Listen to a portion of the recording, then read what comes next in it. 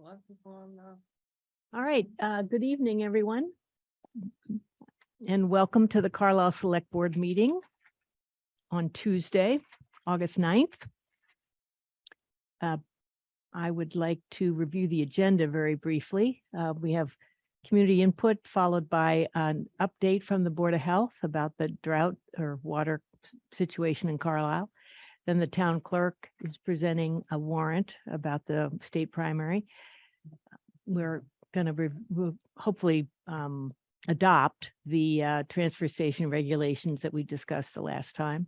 Eversource will be here for a hearing, or will attend in some way a hearing about a grant of location. We have some ARPA funding recommendations. We'll hear from the consultant that has done a salary study. The environmental sustainability charge is included in your packet for consideration tonight.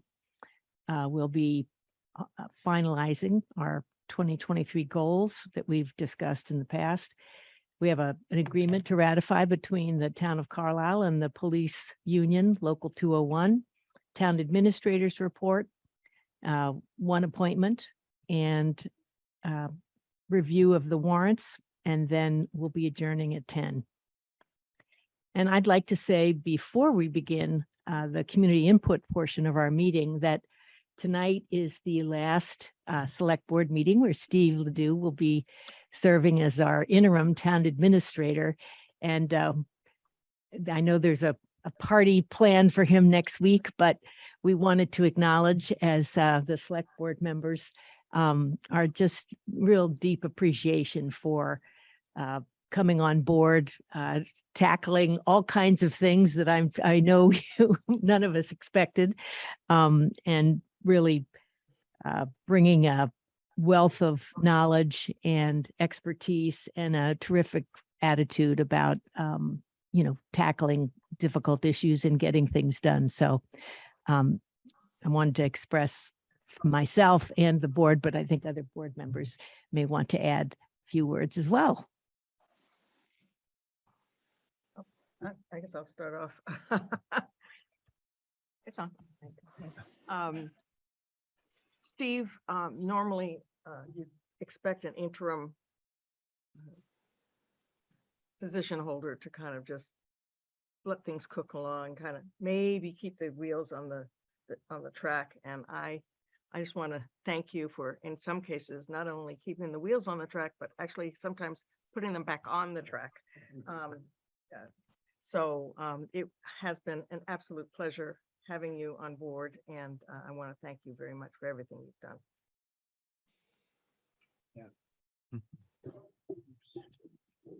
Sure, I think you were a breath of fresh air. Really, woke us up to things. It's always helpful anyway to have an independent person take a look at what you're doing and whatever it is you're doing. And for that reason, I was supportive of the plan with the recruiters to get an interim and not rush into getting a replacement, but get that look. And I have to say, you certainly did exceed my expectations in performing that function, and then just diving in and helping, as Barney said, or maybe Kate said, put it back on the track. And I also learned a lot. I think you bring, so much different town experience that of what you've personally done. So that was really helpful for me, because we often benchmark, we look at comparables, but it's sort of dry data, and this is real. So as a vice chair, I worked, closely with you on some things, and I really enjoyed working with you, and I'm going to miss you. Thank you. Thank you, Steve. As the newest member, I haven't had much crossover, but what I have has been excellent. So thank you for your service. I want to thank the board too, because you guys have been really awesome, very supportive. And, I was a little nervous when I started because I've been retired for 4 years and I didn't know if I had any chops left or not. So Yeah, you don't have to worry about that. We made sure you had to use them. yeah, I think I remember my Ain't not that interview. much Oh, it's left, quiet. but- Nothing ever happens here in the summer. It's a very quiet town. And you guys all lied to me. I understand that. But anyway, great. No, I appreciate the opportunity, and I really did enjoy myself, and you know, and I think Ryan's going to be awesome. You know, I've spent a couple Fridays with him now, and you know, I think he's going to just continue onward. So I think it's going to be really good. But once again, thanks so much. Yeah, well, Appreciate it. thank you. And a very small token of our appreciation that we hope you will wear proudly as you go out to the mountains and maybe on your running expeditions, just so you don't forget Carlisle. Oh, cool. Hey. Art fun. All right. Awesome. Cool. Thanks so much. You're welcome. What, you're not going to wear it for the rest of the meeting? No, just kidding, just kidding. Wife doesn't get a hold of Oh, okay. Well, thank you, Steve. All right, I'd like to open the floor to anyone either in the room or online who would like to offer community input. Christina, I see you on the Zoom. Hi. Hi. Thank you. I would like to encourage the select board to include one more initiative on your list of goals for this year, and that is to incorporate environmental stewardship and sustainability impacts into municipal decision-making goal that's been listed. And while I know you're attempting to keep the list of initiatives to a manageable size for the year, I think since we are lucky enough to have the guidance of Sue, our shared sustainability coordinator, and with the efforts of the hopefully soon to be created Environmental Sustainability Committee, I think that creating a municipal environmental impact review process should not be a heavy load for the select board. Completing this initiative soon can help yield a positive environmental results, especially in light of the numerous municipal and facility decisions that are on the horizon. Waiting to complete this initiative until after such large decisions are made sort of defeats its purpose. So again, I just would like to urge that that goal also be added to the list for this year. Thank you. Thanks, Christina. Anyone else to offer any input this evening? All right, seeing none, I'd like to move on then and welcome Tony Mariano, the chair of the Board of Health. Thanks, Tony, for being with us. And he's there. Yeah, come on up to one of these mics and make sure it's on. Green beans on. Green means on. And yeah, in your packets, you'll see some information that we sent out. And then the packet that came this afternoon has just a brief graphic that will, let's see, did one of us, any of us get that? Did you have that set up? Could you share that? Oh, I don't have it He's set not up. on Zoom. I can do that. All right, and yeah, so Tony, thanks for coming. Sure. And yeah, tell us what your current, or what your thinking is about water here in Carlisle right now. So, I mean, as is appropriate, there's a growing concern around town. People with, you know, wondering about this ongoing drought that we have this year and how it might affect our water, you know, availability here in town. And so, you know, certainly it's an important issue, and it's something that we have to keep our eye on. Just so I kind of give a little brief announcement here. The Board of Health welcomes anyone that's concerned. We're going to have a more in-depth discussion of this as a full board on the 22nd during our meeting. It's a remote meeting, so anyone can attend. So we periodically do discuss these things. We've had droughts in the past, and so we'd love to have as many people as are interested attend, and we'll have a brief board discussion, and then we'll open it up to all kinds of questions and comments from anyone that's concerned about this. So Carlisle is somewhat unique. I mean, there are other towns in the state that have all their own wells, but certainly in this eastern area, Carlisle's fairly unique in that aspect, and we do pay attention to this. One thing that I can say about this year is that we haven't had any reports at the Board of Health of any people having trouble with their wells going dry or any kind of water supply issues. That is most likely because our water supply is quite different than many other towns that are putting water bans on or having to deal with this because of the dry conditions. We get most of the wells are in bedrock aquifers here in town, so it means the wells are drilled deep into the rock rather than just like a well inside of the sand and gravel and whatever the overburden material might be. Certainly, if you have a well that's in the overburden material, this kind of drought that's pretty severe but pretty short term, as anyone would remember, it was around last summer. It rained certainly every weekend, it seemed like, but we had quite a wet year, and that type of thing will recharge the aquifer very slowly.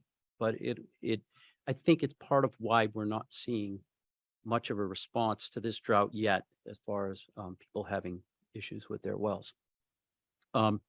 So if you guys want to look quick, I just have a diagram that might help explain it, and it's sourced from the Canadian Geologic Survey, but there's many like this in many sources. But it shows how groundwater is recharged and what could happen during droughts.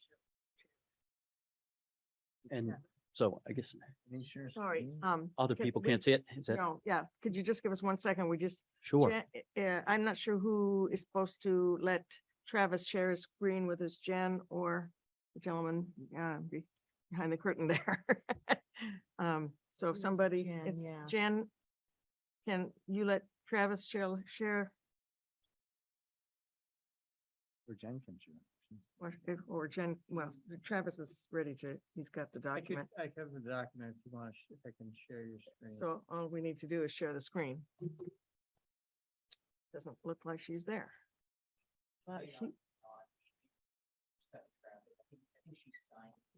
Yeah. Yeah. She's the one who controls? Yes. Yeah, okay. When are we gonna get with this? Well, century? I can describe it if Yeah. that helps. I think we're gonna have to do it without the visual aid, unfortunately. Sorry.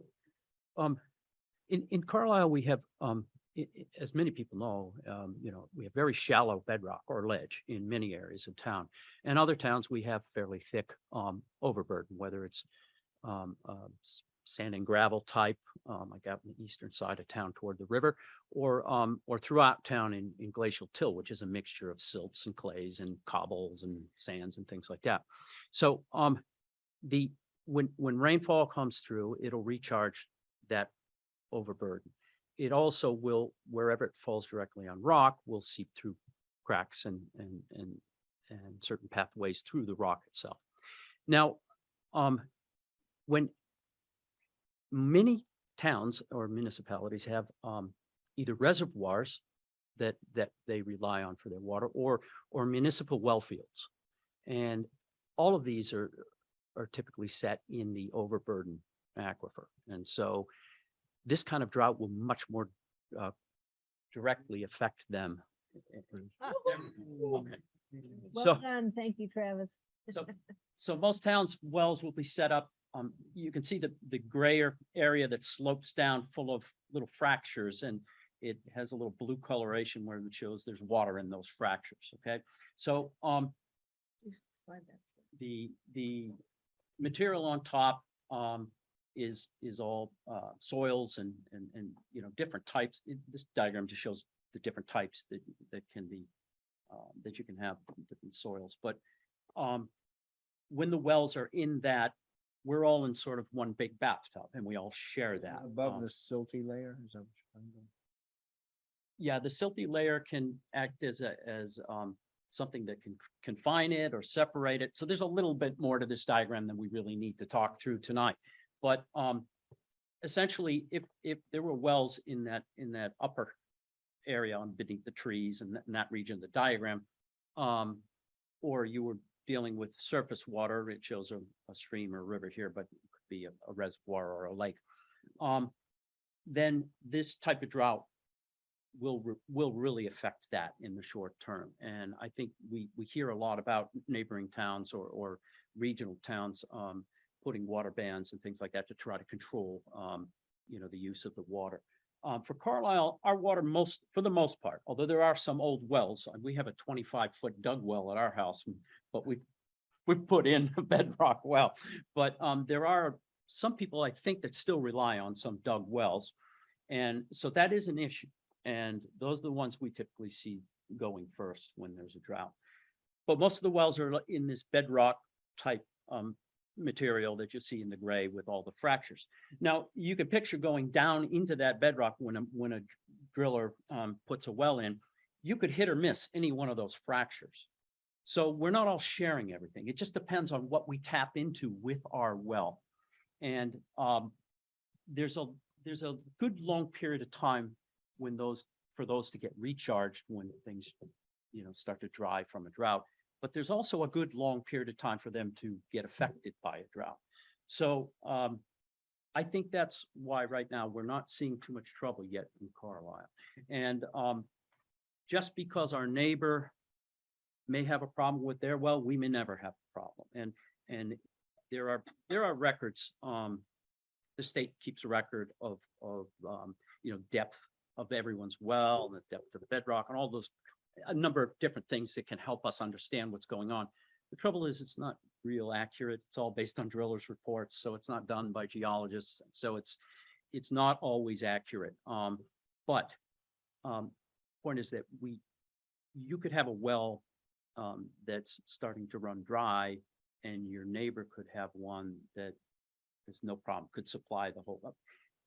My well has a recharge rate, so that's the rate the groundwater comes back into the well of 100+ gallons per minute. If you have something between 6 and 10, that's pretty darn good. So, I mean, you just never know what you're going to tap into. So that's a concept for people to keep in mind. Just because a neighbor might be having trouble, or a neighbor might be doing fine and watering, their landscape and doing, but doesn't mean it's going to be the same for everyone all around, because they may be in a completely different system, and that's just the way it works here in Carlisle. So Tony, thanks. A question and a comment. So the question is, these fissures, like, I mean, you dig a well till you hit one, basically, right? Is that what the well diggers do? Yeah. Drillers do? Yes, and to that point, you dig a well till you hit one that's a good one. Right. And then they keep going. So in and out of the paper of that picture could be miles, right? You see a little crack here, but Oh, sure. it could hit one. It's got a lot of capacity, is what you're saying, right? If you hit a good one. Exactly. Okay. And you don't know what kind of capacity Right, each one's going right. to have. Okay. So that's just a question. Now, comment to me is, I guess this is maybe broader, and it's kind of why I definitely wanted us to discuss it at the select board in addition to the Board of Health, because, as Board of Health, you're giving a pretty rational scientific explanation, but there's a social component, right? I mean, whether or not you were lucky enough to have an aquifer, I mean, I think most rational people would agree that the world supply of potable water is not limitless. And maybe it's not my neighbor, it might be my neighbor 6 miles away that's also using that aquifer, or who knows what, but it is a scarce resource. And I personally believe that the town leaders need to show leadership when leadership is called for. So my question, and maybe more to the select board, and we don't have to decide tonight, but scientific rationale apart, whether we're blessed at Carlisle to have great underground resources and people have their own wells, and we don't actually have the right to tell them what to do with their wells, is besides the point in my book. If we're in a stage 3 drought, which, the state is saying, don't be judicious in your outdoor use, et cetera, et cetera. I believe, again, I'm just making a statement, that we have a duty to kind of reinforce that as a town, and that we should all, do the collective thing, which would be, to me, the Carlisle way. So I'll just leave it as a statement. And thank you. And for my, I just wanted to piggyback on what you just said, David, because I'm thinking about some of the 40Bs that were shot down because neighbors were very concerned about their water. And that, if there's too many people using the water, I guess what I would like to know, because it sounds, Tony, like what you said, that's now that's more or less a specious argument. Not at all. Yeah, not at all. I think if I can get one message across, and it's not a great message, but is that groundwater in Carlisle is extremely complex. And we can't just give one simple model and say, we'll base every decision on that. So these things need to be looked at carefully. And I think to your point, it's always good practice to be prudent about what we do with water. There, in Carlisle, the water we use recharges our water supply, unlike people that draw off of the Quabbin Reservoir or something like that. I mean, that comes out of there and it's gone. Okay. So here we recharge the groundwater with it. Granted, it's used up by trees and plants and evaporation in that process. So there's a percentage of it that returns, but through septic use, anything drinking water that goes down the drain, anything, it's a much more direct but slow process of recharging the aquifer. So there's a lot of complexities that go into what our real resources are here in Carlisle. And so I think we have to consider all these things when we make decisions on how to protect our water supply in as far as developments go, or that type of thing. But as far as the droughts, I think there's no reason to be alarmed yet with the current drought because it is a long process. And but secondly, it's a very good idea to be careful about what we do with water and make sure that if we are using irrigation, that we have the right timers, we do it at the right times in the evening or morning, so we don't get the hot sun and evaporation, things like anytime. It's a good idea to be very prudent about our water supply use. Yeah, thank you, Tony. And I am looking forward to the discussion the BOH is going to have is that next week, the 22nd? Yeah. 2 weeks. Yeah. Yep.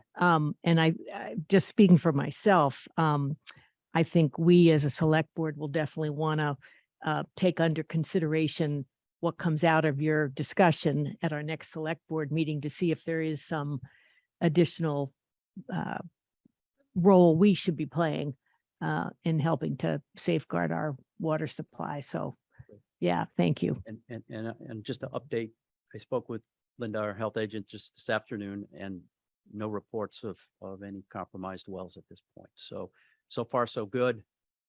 Let's take care of our water supply the best we can and hope for the Everything best. on all of our other natural resources. That's right. Okay. Okay, Thank thank you, you. Tony. Yeah, thanks very much, Tony. And Peggy Wang's here, our town clerk. Hi there. Thanks, Peggy, for joining us. Do you want to pull up a chair right here to the microphone? It's helpful to be at the mic, I think. I'm just here actually to have you sign the warrant. Okay, have 2 sentences you want to say about its purpose? Well, it's a standard warrant for an election. I come before the board for every election for the warrant to be signed, and then signed by a constable and posted in locations around town. So it just lists what's being voted on, what positions are being voted on, and then it breaks it down from when they're a part of the Commonwealth or the district or the Middlesex district or the county. So Great. just looking for signatures. Okay. So I move. Any questions? Sorry. Yeah, please go Want ahead. the Thank motion you. and then they can Yeah, make that's a the good motion. idea. I move that the select board vote to execute the warrant for September 6th, 2022 state primary is presented this evening by the town clerk. Is there a second? Second. Any discussion? All right, hearing none. All those in favor, say aye. Aye. Any opposed? All right, the motion carries. And do we all sign it or? Yeah. Okay, yeah, if you want to just start that around. Yes, okay. So it's these 6 lines here. Yes. We're each just gonna do our Pick a signature, line, right? And Steve, I don't know who told you that summer is quiet here, because my summer's They all told me. my summer's been nothing. There you go. You got You a should, pen? I should Yeah. have talked to you beforehand. Yes, We all just sign anyway, right? yes. Um. Oh, it must have been that John Petron steered you wrong. Yeah, he may have been the one that told me Yeah, Nice and easy job, no problems. right. I understand we might be having to have a special town election if, if the town governance puts the, motion on at the special town meeting or at the fall town meeting, excuse me, for the, town clerk to go from appointed, from elected to appointed, that they want to put it on a ballot. Oh, they want to put the question on a ballot? Yes, if it passes at town meeting, they want it to go on a ballot. Which Is means Is then that we per would have, statute or is that choice? that's what they want. Well, thanks for bringing it up because I had not heard that piece of it. I hadn't read. They are coming to our next select board meeting and I will definitely follow up. Okay, Oh, because I, actually, yeah, I confirmed that Yeah. with Rebecca Okay. yesterday, that's what they want. If it does pass a town meeting, they want to put it on a ballot. And that then means a special town election. Which is just what you don't need. I don't look. Could on- it piggyback on the We wait November until election? November, yeah. Well, it would be it would most likely be at November, but remember, that's 2 ballot boxes, 2 separate ballots. Yeah, Yeah. yeah. That much more, that many more counting. ballots. We'll have to pass it October 17th. You wouldn't have enough time to put it on the November ballot. If it passes. It doesn't go true. on the state ballot, it goes on our I ballot. know that, but October 17th is the town meeting, so. that's Yes, November 6th is the the election, so that doesn't give a lot of time to, Maybe not enough time, right? yeah, I exactly. haven't checked Well, with Tom Harrington to find yeah. out what the time frame is. All right, well, So- we'll look into that. Thanks for bringing it up. Okay, good. And gee, Steve, before you go. No, and Ryan, I know you're on. Okay, well, thank you, Peggy. I'm glad you alerted us to that. Yeah. Yeah. All righty. Honey, Yes. we still have a public hearing at 7:30, so. Oh, right. 3 minutes. Yeah, Tom and Rob, are you okay? Let's see, the public hearing, this is the Eversource hearing. We have it down for 15 minutes. Are you okay? Just because when it's a hearing, it has to happen at the time it's scheduled. Okay, thank you. I appreciate your understanding. I think I saw, is it Joanne Callender? Joanne, are you here representing Eversource? Yes, I am. Good Okay. evening. But I think we need to wait technically till 7:30, correct? Okay. I'm just trying to see if could we make the appointment for Christine Johnson Batista? That's a quick one. That's page 111 in your packet, but, Appointments, I got it. okay. I move to appoint Christine Johnson Batista of 1090 North Road to serve on the Carlisle Affordable Housing Trust with a term that will expire on June 30th, 2023.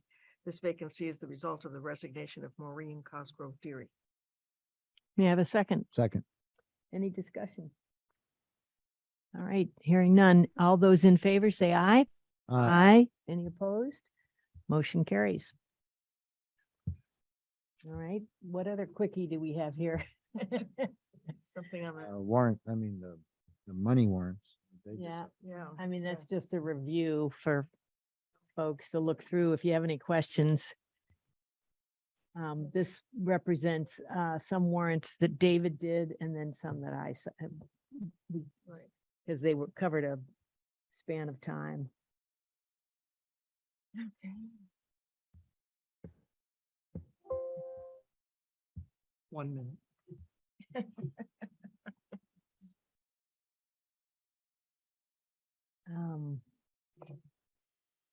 So let me see. Wait, okay. Into location. Barney, we could do the 1-day wine and malt license. Oh. and Krista Hang. Yeah, that's true. All right. In my report. That's but- in your, yeah, do you want to jump to that one? Sure. Okay, We received a request from the Carlisle PTO for a 1-day wine and malt license for the second annual softball tournament and family carnival, which will be held on Banta Davis Field, October 1st from 2 to 6. Chief Fisher has approved. I recommend select board approval as a licensing authority. A police detail be required. I think you've seen the proof of insurance. It's in the packet. They've also requested to put up a banner promoting the tournament to be hung from September 10th to October 1st. I recommend approval, but I think in the future, we may want to have board may want to have a policy on banners because usually it's like a week or so in other towns, so. Oh, that they're allowed to be up or notice. I Oh, mean, that they're it seems allowed. Like this is, you know, a couple weeks, so.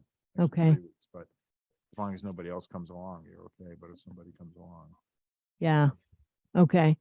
And one clarification, Jen and I chatted about this afternoon. So the police, the report there that talks about I'm just trying to find it, where it talks about what the police are requiring is they do not require a detail for this. That was a mistake that Oh, I got saw checked that off. On the, yeah, it was on the It does not. application. Yeah, the police chief. Watch those softball guys. I don't know. Yeah. And I do know that Deepa Chungi, the PTO chair, is on. Deepa, we need to move on to the hearing, but if you have just a quick comment, please proceed. I do. I'm so sorry. So the banner is actually for the playground build. So that's why we requested it to be up so long. So we can get volunteers to join the build, and it'll stay from, as early as this week all the way to the end of the build, the community build, which is September 25th. So it'll come down then. That's why the lengthy ask for this to be up. I didn't- Is that clear in the motion? Well, Or- there's no motion written. was no I would motion. have to Well, write that. I'm sorry, yeah. What did your, That's the way I what did you- read it, but. I could be Yeah. wrong. let's see, one day. Yeah. Oh, I see, promoting the tournament, it says, but it's actually to promote the playground build. Gotcha. I'm doing double Um, duty today. Yeah, and this says from September 10th to October 1st, and those dates are not correct. Is that right? No, Deepa? that is not correct. So it would be from as early as tomorrow or Friday to September 25th. Okay, Huh. so we'd have to do this today if we wanted to do it. Yeah. Well, so I'm sorry, didn't mean to cut you off. So if we have another meeting, we can have it again in 2 weeks, but that's fine. But we're doing our best to get volunteers. And so this was just one way to get Yeah. that up and running. Yeah. Yeah. I don't see a problem. I don't see it. Does anybody else here on the board see a problem with, so we'd be saying, August 10th through, September 25th. 25th. Yes. Is that right, Deepa? Okay. Yes. All right. So, So I'll make a motion for that we approve a one-day wine and malt license for the second annual softball tournament on Benta Davis Field on October 1st, 2022, from 2 to 6. As we have already seen that Chief Fisher has seen the application and approved it.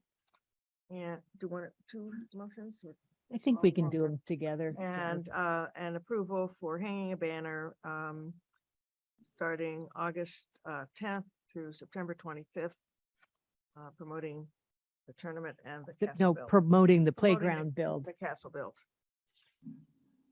Is there a second? Second. Any discussion? All those in favor, say aye. Aye. Aye. Any opposed? All right, the motion carries. Take back all the nice things you said about me. because I did it. Right. Oh, boy, give me that hat back. All right. Thank you very much, Deepa. All Thank right, you so all very let's- much. Thank you. Sure. All right, so let's move on to the grant of location for Eversource. Welcome. Good evening. Oh, hi. Yeah, there you are. Hi. Sorry, I was just finding you again on the screen. Thank you. Yeah, please tell us briefly what you're looking for. Sure. My name is Joanne Callender, and I am here representing Eversource Energy, and we are seeking a grant of location to install approximately 10 feet of conduit into Acton Street. And this work is necessary to provide underground service to 63 and 75 Acton Street in Carlisle. This is the, All right. This is page 16. Any members of the board have any questions? We have a motion in our packet. You Oh, wanna did look at I? the- Sorry. Do I need to officially open the hearing? Yes, I goofed. Okay, my apologies. So, I guess I don't make the motion. Someone else has to make the motion to open the hearing. Is that right? No, you can just open the hearing. I can You open. just Okay, announce you're sorry. opening it. All right, so I am opening the hearing for the consideration of a grant of location for Eversource. I think, yeah, Then, and because it's a Joanne- hearing, you can actually ask the people that are on the Zoom if they have any input, because. that's what we're Because it's a hearing. right, got it, public got hearing. it. Thank you, thank you. All right. So, thank you, Joanne. And is there anyone on the Zoom call that has a question or comment they'd like to make during this hearing?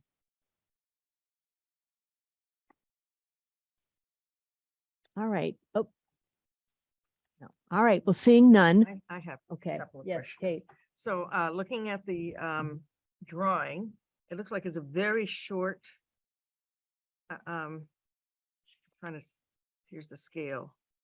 It's like under 20 feet, it's like 10 feet in outside of the right of way. Or. It's into 10 rather, feet of inside- conduit from the pole that's in the public way. It's inside so there's about 10 feet inside from. Right, 19 because the pole itself is in the public way. Got it. We're coming from pole 19/52. Right. All And right. yes, the 10 feet of conduit will extend from that pole. All right. I guess my question also is then, it doesn't extend much into the roadway though, does it? I mean. It does not. You're absolutely right. It does not, because the It's pole still in itself the is 10 on foot- a grassy 10 foot. area. Grassy area, okay. Yes, So there won't be any digging and asphalting of the Paving. road. correct. Okay, that's mostly what I wanted to ascertain. Because we, if there were, we do require a bond for that. Right.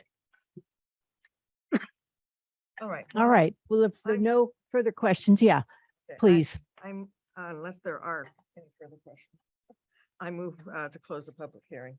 I second that. All those in favor? Aye. Aye. Any opposed? All right. And now we can Now consider the move- motion. I move to approve the petition and plan submitted by Instar Electric Company doing business as Eversource Energy for the purpose of obtaining a grant of location to install approximately 10 plus or minus feet of conduit in Acton Street. Said work is necessary to upgrade the existing underground electric service to 63 and 75 Acton Street, Carlisle. We have a second. Second. Any discussion? All those in favor, say aye. Uh, Aye. Any opposed? Motion carries. Thank you. Have a good evening. Thank you. All right. You have a good evening. All right. All right. Then we're back to our Transfer Station Action Committee. Yes. Tom Bellata's here as the chair and Rob Perry is one of the members of the committee. And Christine's on Zoom, I think. I Oh, see. great. Yeah. Great. And Christine Lear is also on the Zoom. So, Tom, yeah, I know we've already discussed this once, so this is Sure. just a final review. Yeah, a month Yeah, ago when when we brought this forward, we did not have Gary's support. I did speak with Gary in the intervening period, and we now do have his support. The issue really was the one we talked about, which is the scrap metal. And actually you had a fairly lengthy discussion with Gary about that. And the issue really wasn't so much the regulation, it was how scrap metal is to be categorized. Currently, scrap metal is placed in what is called a swap shop area and therefore is accepted by the proposed regulation as it is today. And TSAC, even dating back to TSTF, has had a position that we'd like to see a separate bin for that, and maybe take it out of that area. Gary has never agreed to that. He's been against that from day one, and for a variety of reasons. And but we just decided at TSTF not to put that in the final report as an action item or something we'd look at again. We have been looking at again. Gary is aware of that because he does read our minutes quite in detail. And basically had a lengthy discussion with me and actually convinced me that my position on that may be wrong. I've been a very strong advocate of having it been. He had some very cogent arguments, and it's certainly in my mind at least a gray area. At this point, I'd probably even lean to agreeing with Gary that it ought to stay in the swap shop. So basically, the agreement we have is regulation as is fine. He wants the TSAC not to recommend a bin for the scrap metal, which he would not, agree with anyway. He'd separately disagree with that. And TSAC has agreed to take that position. Going forward, we may revisit it again, and if we do, we'll try and get Gary's concurrence. Personally, I don't think we're going to. I think his arguments as to why it should stay the way it is are pretty cogent. So that's where we are. And that was his issue. He has no problem with the other 3 regulations of the 5 cubic yard. The thing I want to clarify is last time I think I might have misled you on enforcement a little bit. So I want to clarify that. This regulation applies to all users. And our belief is that our enforcement for the direct depositors is where it should be. That is, we provide the support they need to recycle. The regulation states what they should do according to state law, and 80% of them, at least, they're doing it, and we have generally good adherence. They aren't using vehicles larger than they're supposed to be, so they're behaving well. And the state specifically says we're not expected to inspect bags from direct depositors, and no one does that. So that's the only other thing we could do. So we feel our enforcement for those 1,600 folks is fine. The enforcement problem which exists today with the current regulation and will continue to exist relates to the local private haulers who are using vehicles in excessive size and who are not recycling and in violation of state law. It's not that we believe that that's okay to continue indefinitely. We don't. We'd like to see them come into compliance. The current thinking we have is to try and work with them over the period of the next year to bring them into compliance, to help them get their folks to recycle, do what they're supposed to do. For example, these folks are supposed to offer recycling bins, not allow certain, they're not supposed to just do whatever you want, yet it's kind of like a bypass for recycling, which is not acceptable. And then we have to deal with the truck size issue. One of them from our observations is not using trucks bigger than pickup trucks, so they're actually in compliance with that. Two are using dump trucks and things which have too much capacity. But our intent is to bring them into compliance over a year collaboratively. And if we can't do that, we'd probably be back with a recommendation that we have to consider not allowing use of the transfer station. So that's kind of our thoughts on enforcement.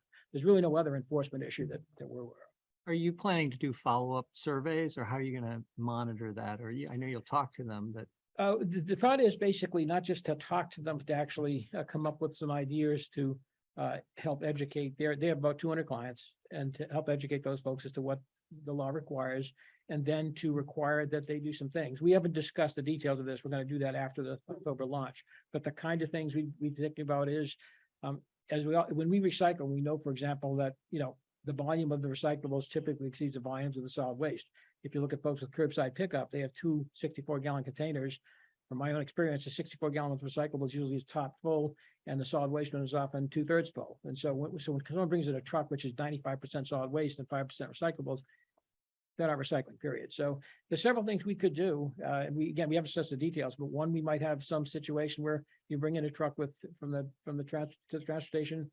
We're going to make a spot check where you partition the truck. Half of it's got to be recyclable. Something like that could be one vehicle to assure that they're doing it, because we can't expect every bag. I mean, that's just not practical. We're going to educate we envision putting together an educational flyer to be given to the clients, explaining what state laws and what they're expected to do, so the clients do understand what the requirements are. Hopefully with all of that, the other thing I'd like to explore is perhaps we can actually help them understand the business trade-offs if they would have took their trash elsewhere, dispose of it, commercially as the commercial haulers do, because that ultimately probably the best for the town of Carlisle if that happened. So we'll look at all of that and basically try and help them move forward so that they continue off their service. And if they're able to meet the recycling and truck size requirements, then I don't think we have any fundamental issue continuing to use the transfer station, because then they're playing by the rules like everybody else. The problem right now is they bypass the rules, and that affects the environment. I mean, the commercial haulers do offer single stream recycling, and because of that, their clients are pretty much forced to recycle because they have 2 bins, and very few people pay for an extra trash bin. So, but the local private haulers are getting away without doing that because they don't meet those requirements. So that's basically our thought process there. Can I ask some clarification on that, Tom? So you just said something, the commercial haulers offer single stream, but not here.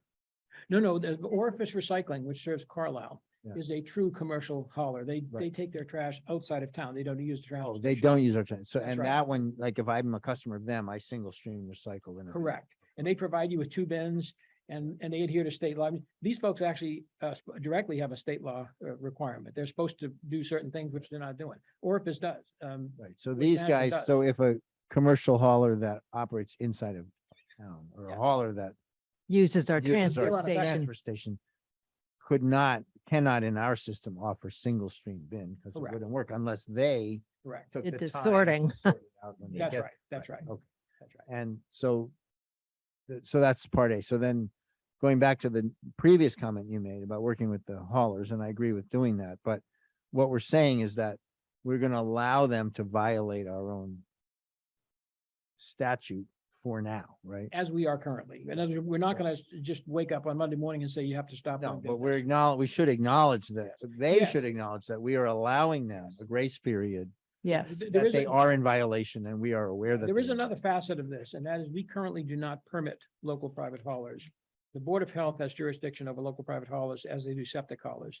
They do permit septic haulers, but they do not permit local private haulers.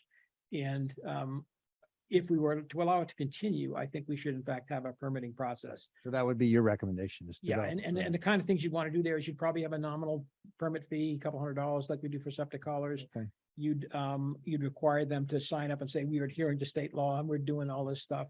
And provide an annual report of client base and that kind of stuff. So it'd be a set of things you'd want them to do to make sure that they're. So is that, I like that. Is that something that are you called the TSAC now? What do you call it? TSAC. TSAC is prepared to work with the Board of Health? Yeah, on? I've had a preliminary conversation with the Board of Health. They're open to discussion of that. They do acknowledge that. I mean, they're basically are the official town. I don't board. think they ever met a permitting process they didn't like. Well, Um, they are the official town entity that's recognized by the DEP as. I wish Tony was still here, but. Yeah.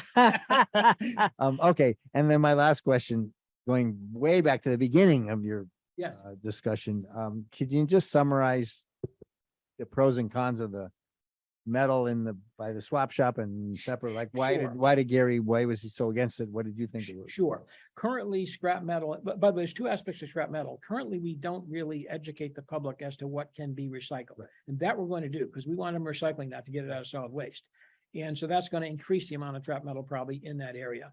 But basically, scrap metal comes in several forms. It comes in reusable items. For example, someone might have a working lawnmower, a lawn spreader, which has some metal, okay? Would you rather have that taken apart by the DPW using labor Yeah. and stuck into or have it reused by someone who needs a spreader, okay? So clearly you'd rather have the reuse. So there's clearly some of the scrap metal you'd rather have reused than scrapped. Even the case of the copper, the quintessential example here is a copper pipe. Yeah. Okay, one of the most valuable metals, and it's not stuck with anything else. And Gary's argument is this, okay? When people bring stuff to the swap area, they're not doing a financial transaction with the town. They assume that there's something they don't need and they're passing it to another resident, and that's it. And so his argument is even for the copper pipe, you had a couple extra copper pipes, you chose not to use them, and you just throw them at the dump. As a trash station, somebody else takes them and is going to use them. How is that different from taking a printer or Yeah. so his feeling was that if you start doing that, now you're going to put on me how I'm going to explain to folks what you can take and what you can't take. And there is another aspect, which is labor. Every night after the transportation closes the next morning, a bunch of guys and machines tear all that stuff apart. Okay. So so I guess I'm missing that piece of the equation. It's clear to me, like what you said, like if I drop a copper pipe and nobody takes it, the guys will throw it in some recycle bin. That's easy, right? Correct. But the lawnmower that nobody takes, what happens to it? The transfer station staff do what they call deconstruct I stuff do. to recover scrap metal, and some stuff does not have to be constructed. You can just throw it in the Yeah, truck. right. And what happens is, the cleaner your metal is, and More money you get. the more money you get for it. And last year, I think the town, like 2019, the town got $10,000 of scrap metal, so it's not insignificant. And that metal is another, I'm sorry for the question, but that gets commingled with cans and things, or is No, it no, its no, no, own, no. it's its own thing? No, cans are directly brought to a recycling material handling facility, the aluminum cans and all that stuff. This is other metals. It's a separate bin that only the transfer So where do you station put a staff coat hanger? use. Well, the coat hangers actually, Metal one, I'm you'll talking see that in that picture. Coat hangers actually go in the aluminum. That's what I've aluminum been- can, that's right. In the Coat can hangers bin, and right? The trays little go in- stuff goes in, okay. Yeah, go in there, But but that was always my understanding, but now you're. folks folks do not know what really can go there. For example, can be painted metal, rusted metal, shelving with Right. plastic inserts, tools. If it's metal, that's where it belongs from a recycling perspective. Okay, thank you, And- thank and- you. And, so again, folks may choose to take something, a lawnmower, a copper pipe, and just like they take a printer. The other issue is snow removal. Gary does not want another bin there because he's got a nice he's got that all figured out, and it is a problem. I mean, you start putting bins and you work around that. Are we ready to consider then the motion? All right, who'd like to do that? I And you move can- to approve the updated transfer station regulations as presented on August 9th, 2022, Is it as presented now, or as in the packet? in the packet, yes, You didn't really present it. right. As presented in the packet on August 9th, 2022. All right, is there a second? I second that. Any discussion? All right, all those in favor say aye. Aye. Any opposed? All right, the motion carries. Great, thank you. There was just one other thing we said we'd also talk about quickly, which was the sign, the town sign. We had discussed the town Ah, sign, yes. and our thinking is consistent that we would like to do that. If at all possible, we would like to do at least the sign outside the transfer station itself in conjunction with the launch. If that- Yeah. not absolutely necessary, but it certainly be nice. And so the idea is that we the committee's proposing that the design, the style of the sign that's out here for the town hall is what would be, some version of that would be used for the design for the entrance to the transfer station. Correct. And Correct. also that'd be financed outside of the DPW budget or however. Right. Right. So I think we'd probably say bring back a design. That's typically what we would do before we approve Okay. something, but then in general, I think we're in favor of that notion. Makes sense? Yeah. Right? Yeah. I'd like So- it if you fix the road too. And maybe cut down some of I'd the, prefer the road to be fixed than a new sign. Fix the which, what was that? The road. I like the that. entrance I to call the it- transfer I call station. it the Wild Wild West. Yeah. Exactly, your car goes. Yeah, the roller coaster. Yeah, yeah. And then there's a lot of, it also collects a lot of sand at the end. So since I have an electric car with a lot of torque, Ah, I end up Okay. spraying a lot of sand getting out of Yeah, there. yeah. All right. I will go up and do that then. Yeah, that's great. Yeah, just let us know when Hey, you have something Tom, ready. One other question. Sure. I forgot to ask, sorry, is there something in the so I get it that the transfer station employees disassemble lawnmowers and things and put the scrap in, but is there anything in the regs that says they shouldn't be putting it in their own trucks and taking it somewhere? or what's- Actually, the reg doesn't address that, and I asked Gary about that. His position on that is exactly the opposite of that. let 'em do it? Gary basically said that non-residents, if he's aware of that, are not allowed to take anything. But he will allow residents and employees of the town of Carlisle to take stuff. Okay, but we're silent as to that. We're silent, and Should that be part of, should we? the TSAC hasn't discussed that particular issue. Personally, I think that's fine, but. I'm fine with it too, but I'm not necessarily fine with it being silent, so I'll make a personal request of the TSAC that in next year's, whatever Sure, you're doing, sure. if you believe that Yep. and you agree, I Yep. think it should be memorialized. I'm okay with it, but Yeah, I don't like I, because some people Yeah. think it's a bad thing, right? know, And that's right. there's nothing to Yeah. say. And that if it they're- was clear that, yeah, Thank you. all right. Thank you both. Thanks so much. And Christine, thanks a lot. We really appreciate all the work you're doing and we look forward to the launch this fall. Here we go. Yeah. Great. Bye, Okay. Christine. Bye, Christine. All righty. So we're back to item number 6, which is the ARPA funding recommendations. I'll turn it over to Kate. There, you'll see in your packet, there are 2 motions. But before we get to those, I wanted to explain that, and Joan is here. Joan? Yes, I'm here. Okay. Joan Ingersoll. Hi, is Joan here. Ingersoll up. And the head of the count. Oh, I've got to get the new name, don't I? Council Well, on not Age. till August 22nd, apparently. Oh, okay. Okay. All right. But anyway, Council on Aging. Thank you, Okay. Joan, for being here. She explained to us that, although when they did a poll about, people wanting psychiatric or psychological, counseling, a lot of people said, yeah, they'd be interested. And then, we funded it and she put out the program and nobody, I think 2 people, did you say, or 4? Now we have 4 now. Okay, 4 people signed up. So we seem to have a lot of extra money in that pocket. On the other side, we had some another amount for nutritional support, and they are rapidly coming up to the end of their resources on that.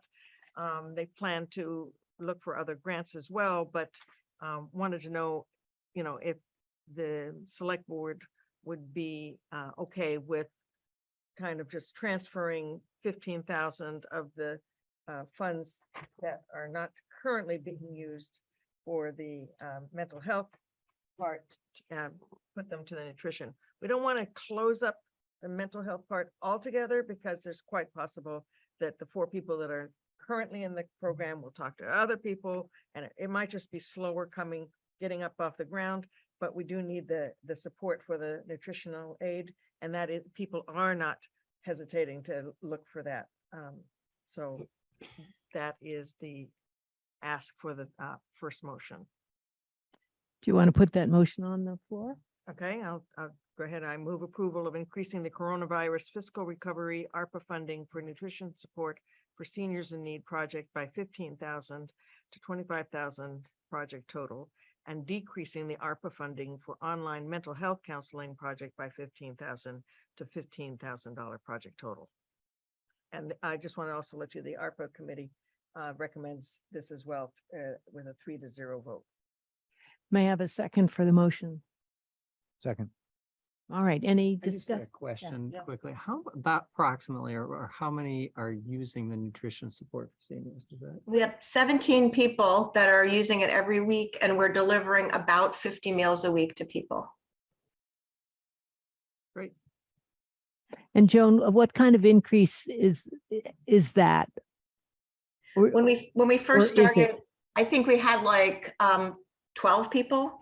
And then more people heard about it, asked about it, became known to us as people that needed nutrition support. And some people take 3 meals a week, some people take 4, sometimes somebody takes a week off. But this will get us through the entire fiscal year, which should give us time to go to some other sources and try to, get the funding to keep it going, because it just seems like people are really enthusiastic. We've done a couple of surveys and people have said, excellent things, that it just, not only giving them more food, but you're just saving them so much money, because, when you have 4 meals a week that are paid for, that really makes a difference on a week-to-week basis for people. Yeah, yeah. All right, good. Thank you. All right, if there's no more discussion, I will ask for a voice vote, please. All those in favor say aye. Aye. Any opposed? All right, the motion carries unanimously. All right, and the second motion, as you know, we have ordered new tables for this room, and the other major user of this room is the COA. They wanted to have a different flooring. This carpet is difficult for people in walkers. The chairs, the stacking chairs that we have currently are very uncomfortable. And they're starting to show their age and they're stained, and, so COA wanted to have permission and funding for changing the floors and ordering new chairs for the room. And I think we also benefit from it too, because my understanding is the flooring we're looking at will help the acoustics of this room as well for people watching at home. What kind of flooring are you looking at? It's called luxury vinyl plank. It's something that has some cushioning, so seniors can exercise on it, very smooth. And it does help with sound, and other COAs have put it in and been very happy with it. And it's used in a lot of senior centers, community centers, things like that. So it seems like the best product. And Kate and I actually looked at a sample and picked out one that would match the trim in the room.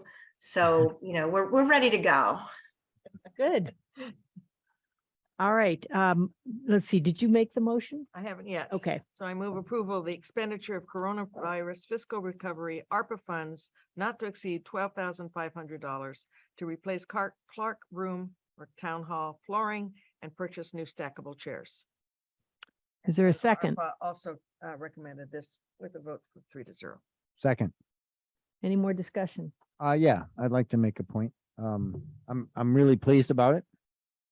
And I want to say, there's been some chatter on social media, and don't comment on social media, but I want people to know that there's been maybe an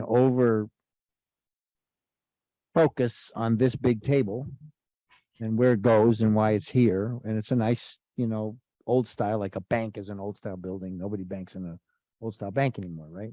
So there was a time where this room, I think, was mostly a meeting room and, a big hefty table and carpet, that was the way like meeting rooms looked. But we have to be flexible in this town. And this space is now a multi-use, multi-generational space. And, that's again, to me, the Carlisle way. I mean, we haven't yet and may never get around to developing a community center. And so we have to use all the spaces we have to maximum effect. And by the way, that's environmentally sustainable, right? The building's here, it's heated and lit anyway, so it might as well be used. And so in keeping with that, we first looked at the table and whether we could get a more configurable table, which we are getting, and I'm looking great forward to that. The biggest reason for that really is you can move it out of the way quickly when you need to repurpose the space. And now we've gone on to, and then Steve, with his leadership, we looked at some of these antiques that we had floating around, and we're going to find homes for those, again, to make more room. When we upgrade the AV, which will also have its other effects, it'll also be a smaller footprint. And then finally, and now we're at, let's do something about the floor that makes it more usable. So I think those little things in combination are going to make a big difference to a segment of the community who relies on this room for other things than meetings. So I applaud, the work that's been done. And I just wanted to make that statement. Thank you. Any other comments, questions? No, I'd agree. I think that was well said. I'm thinking about that. One other point that I think was made about this particular table is that you can lay out plans and so forth, but the new configuration will allow tables to be put together. So you'll also have that ability. So, aside from the historic significance of this, but this is not being lost. It's just being moved. So It's only going upstairs, so you can Right. still lay out your maps you can, right? if you so desire. Yeah. No, I think this is a good, that the table is a good example of trying to meet everybody's needs, Yeah. keeping a historic object that has meaning for a number of people, and also trying to make this room more usable. So I think it's an excellent outcome. All right, well, let's go ahead and take the vote then. All those in favor say aye. Aye. Any opposed? All right, the motion carries. Just have one last comment about ARPA, and that is if you turn over this motion sheet that I gave you tonight, you'll see a spreadsheet. Yeah. I gave it. Yeah, it's Here, right here's there. yours right there. You'll It's on see a the back. spreadsheet. This is a list of all the things that you guys have already approved. I just mostly wanted to emphasize that the total ARPA requests approved total now $584,755. Total ARPA money is $1,569,859,000. $859, and the total ARPA money remaining is $985,000 and change. And we also gave you a little breakdown of how we've allocated so far the contingency funds. We gave a little administrative support, $5,000 in administrative support added to the rent assistance, because that needs actually to be administered. And so we thought that was a legitimate place to put those funds, or take those funds from. And the conservation land signs were $854 more than they had expected. And so that's the other place that we've so far spent some money of our contingency funds. So there's still $24,000 of it. And that's above the 985. That's in addition to The left hand. No, that is money. part of the request. That's part of the 584. So no. Yes, In there. Okay. it's in there. Yeah, Got it. Okay. all right, excellent. Thank you. Very good. All right. So we are now on item 7, which is the salary study that's been conducted by Human Resources Services. And we have Sandy Stepchinsky. Did I say, was I close? Very good. Excellent. Hi, Sandy. Hi, how are you? Thank you for being with us tonight. And Thank you. we have the information you provided in our packet, but we'd be happy to hear your presentation. Well, thank you very much, and thank you for inviting me, members of the board, the select board, and also Steve. First of all, I'd like to say that our company has done comp and classwork for Carlisle. Oh, I think going back decades. We've done several studies for you. So when Tim called me and he said he needed an update, of course, we were very happy to do this for him.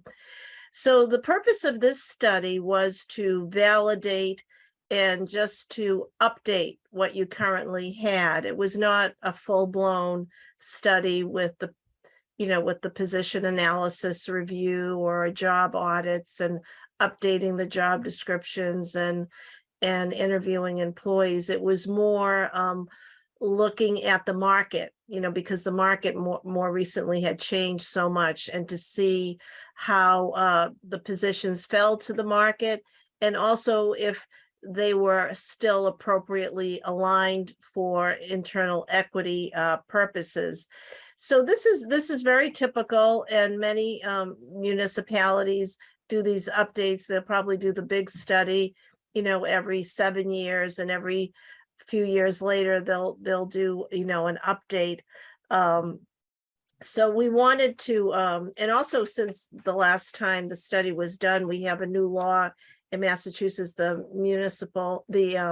Massachusetts Employment Pay Act, Equal Pay Act. And that was implemented in 2018. So we just did a check to make sure of the equity. So we wanted to assure internal equity, external competitiveness, it provides you with the same methodology and ensure that there's compliance. You all have a copy of the report. We surveyed a number of communities. These are your benchmark or your peer communities, and we looked at Acton, Bedford, Billerica, Boxford, Boxborough, Chelmsford, Concord, Dover, Groton, Harvard, Lincoln, Wenham, Westford, and Weston. So, and they were all very forthcoming and giving us a lot of data. And the positions that we studied, of course, are all the non-union positions. And I believe, there were probably about 40, 50 plus or minus titles that we studied for you. The whole salary analysis was FY22, but then we also projected an FY23 salary schedule that is in your packet. So the attachments include, the first attachment that you see in the report is just to give you an update of how the salary increases have been occurring with regard to merit, salary structure, COLA, and other increments throughout Sandy. Massachusetts. Hold on 1 second, Sandy. Can we share screen? Can We don't, which page are we on? We're on the first. We're on Oh, page 36. Page, yeah, would you like to share screen and I can bring it Yes. up? Yeah. Sure. That would be good. Do I have the, okay, I'll just do share. Let's see, I think share, okay. And then let's see here, I should be able to just go right here. I'm happy to, and I'll open up the report. Okay, can you all see the report?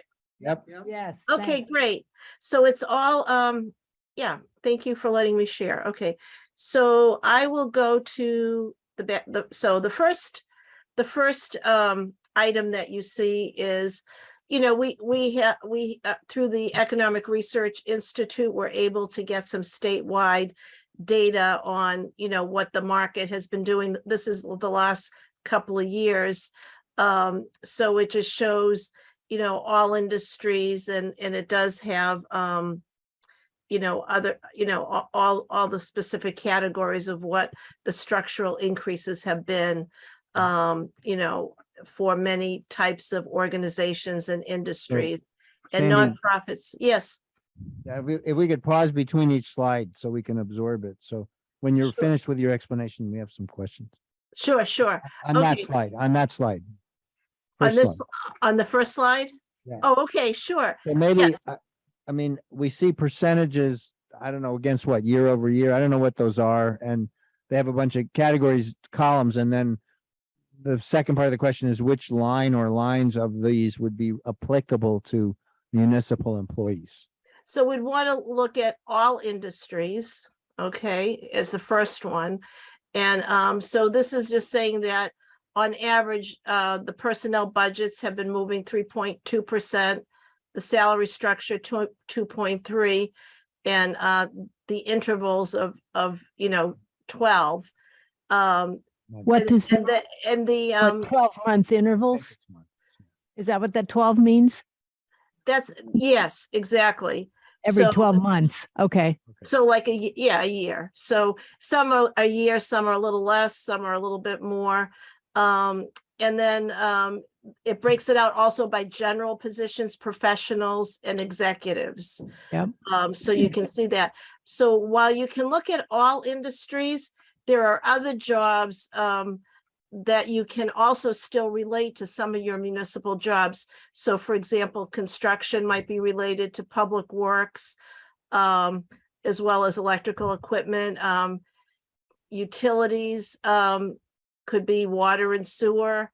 So there are, there are engineering and other nonprofit and others. So there are a couple of different categories that you can look at. And this is just, a blanket throughout the state, all industries, just to give you an idea of what, has been going on in similar type, industries.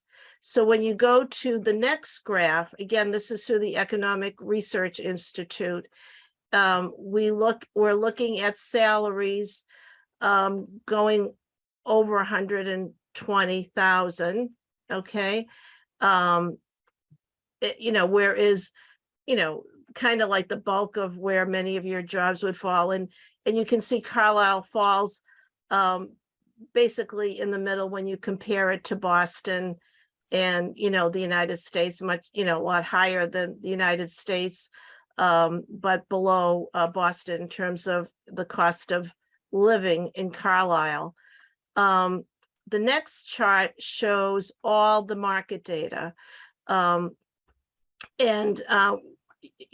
Steve has, the town has all the detailed data. This is the summary. And in the way that it works is for each position, we look at Carlisle's data, the comparable data points. So that means how many matches that we had for the data. So we may have surveyed, 10 or 12 communities, but on the minimums, we had 6 matches, and on the maximum 9 for this particular position, administrative assistant. And then we look at the minimum of the compensation average of those organizations that we surveyed, and also the maximum average, and then the range, the median, the 75th. And for Carlisle, when I was working with Tim, he wanted to look at the average. So that was what we structured the new plan on. So that's what all this data is. This is your, we tweaked it a little bit. We added a grade 15 that you didn't have before. And then we brought it out to FY23. This is your FY23 salary schedule. I believe you got a 2.25% COLA for increase from FY22 to make it a FY23. When Hey, Wait, Sandy, what? Sandy, yep, can I back you up? So back to the chart of the positions, the prior chart to this one. One with the The yellow header. yeah, Yeah, yeah. those. So just, it's very interesting data. There's a lot to absorb, but you have a few positions where even though I think we have the position, I didn't see a max or min, like the finance director, treasurer collector. nothing for Carlisle is shown, but we have those positions. And fire chief says NA. That's because it's a contract. Contract. Yeah, okay. I think it's a, if If they it's a might, contract, it's not listed. if it's a contract, it's not listed. If it's no, if it's elected, it would be listed. If it's a contract, it's not listed. Some of the jobs, there were, a couple of jobs, I think that changed, right, Steve? Like the planning director, the planning job, Town before- planner, correct. Yeah, the But I'm planner. particularly homing in on the finance director / treasurer collector. I mean, we she, have she's one got, of those. she's a contract. She is a Yes, contract? yes. Oh, okay. All right, never Yeah. mind then. Oh, I So see. we We have it can, above. No, that's, I yeah, see. I So see it. line Yeah, that- 28 is what we have. We don't have line 20. I see. We have a combined. Yeah, Okay. Kind of weird because. yeah. All right. Yeah, we collected the data. If you see finance director, treasurer, collector, I was given the data. And then we also surveyed it separately too, because a lot of towns don't have it combined quite like this. So we wanted to make sure we had enough data. So we Yeah. surveyed it both ways. Okay. And then we I came up, understand it now. Right. yeah, and then we came up with a hybrid for the town. And and it is different, but that was a good question, Steve. And I think, if there's Sandy, any, Sandy, this is Barney. I've got one more for you. I just okay, want to, what I want to be chart? sure. Well, it's the yellow heading chart. So I just far out to the right, the farthest to the right, the percentage higher, lower than average. So, if I'm looking at, the number 21, the COA social services manager. Yes, So that position is 16.4% higher than Minimum. The minimum is 16.5 than the average minimum. the average minimum. Okay. And then the minus 2.9% below 3% it Lower than the average maximum. represents it's lower than the average We have max. a tighter range is what it Okay. shows. so this is a good question. This is a variance, so it's really just to show how it compares to the market with a variance. It doesn't mean that you deduct 16% or add 16%, or if somebody is below by 8%, you add 8%. It's just to see how the variance, how it relates to the market statistically. Now, this says it's high. It could be that there's, this is where you really have to look at the jobs. We didn't do the job analysis, but it could be somewhat unique in Carlisle, a unique program. So maybe the market data was not the best match. I don't know. And then Okay. also the other thing too is you have 2.9 below at the maximum, so it would fall in the range, anyway, So the other thing too is if a job is 10% above or 10% below, we consider that to be within average. So we only, our antennas only go up if it's over 10%, and obviously 16% is high. So I would say, when you look at the data, it looks like, you're paying this position well, but there could be an anomaly. There could be something. Uh-huh. Yeah. So, Okay. yeah, But I would say, just commenting that David Modell here, that when you have that situation where our minimum is higher than the average and our maximum is lower than the average, it just means we have a tighter band. We're inside the bigger band of the averages. yeah, Right? If exactly. they're both negative or both positive, then I would be more concerned that our whole range is a little bit off. But Mm, as long as it's higher variance on the minimum and lower positive variance of the minimum, negative variance of the maximum, it just implies we have a tighter band range. That's it. Yes. Inside the band, we just. So if you look at some of the others, for instance, the next We three. overpay. That Yeah. one says we overpay. And if you go to a negative one, like Right. 25, we underpay. Yeah. Yeah. But again, I take Sandy's point, 10% is Yeah. kind of in the noise, so. Okay. Yeah, and Steve is right about a tighter band, and sometimes that's an advantage because A lot of light. people get to maximum faster. Yep. Yeah, So- I have one last question about these. Sure. Oh, no, please. I'm glad you're asking questions. Okay, because, you know, so it says Carlisle, let's just take, line 43, because I happen to have that one on my screen. Staff librarian, Carlisle, 28.93 is the minimum, 33.42 is the maximum. It's, you Staff know, librarian, you said? What number? Staff 43, librarian. staff librarian. 43. 43. 43. Okay, so staff librarian. The other direction. It's all the way, it's almost, it's the last Oh, I page. see it. Okay, here it is. Yep. All right. Okay. Okay. You know, what my question is, when you're doing your percentages and higher and lower, where do we compare the total compensation package? Because we may be higher, you know, 28.93 may be 6.4% higher than average, but we may be paying lower than average benefits. And Mm. so I'd like to know how that all gets integrated. Sure. Let me just, that I have something for you in here. I have to move ahead to show you. We Okay. have something called the comparison chart. So it looks at, The the orange cur- one. the current, what your minimum, your maximum is. and Okay, then I what see the it. average is, and then, you know, how it would, so what we do is we take all the data and we kind of rank it. And we, you know, we do some spot rating. And we kind of group them, you know, and we see where you are currently grouped. Because you already have a plan and what might need to move a little bit. And that's how we kind of translate it. We look at the average. So that percentage, don't get too concerned about it. It's a variance.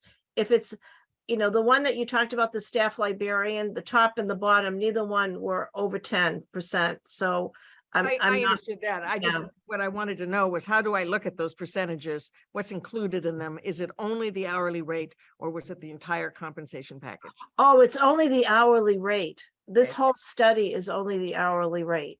Yeah. Okay. It's not the total. No, it was a salary survey. That's what Okay. it was, to update.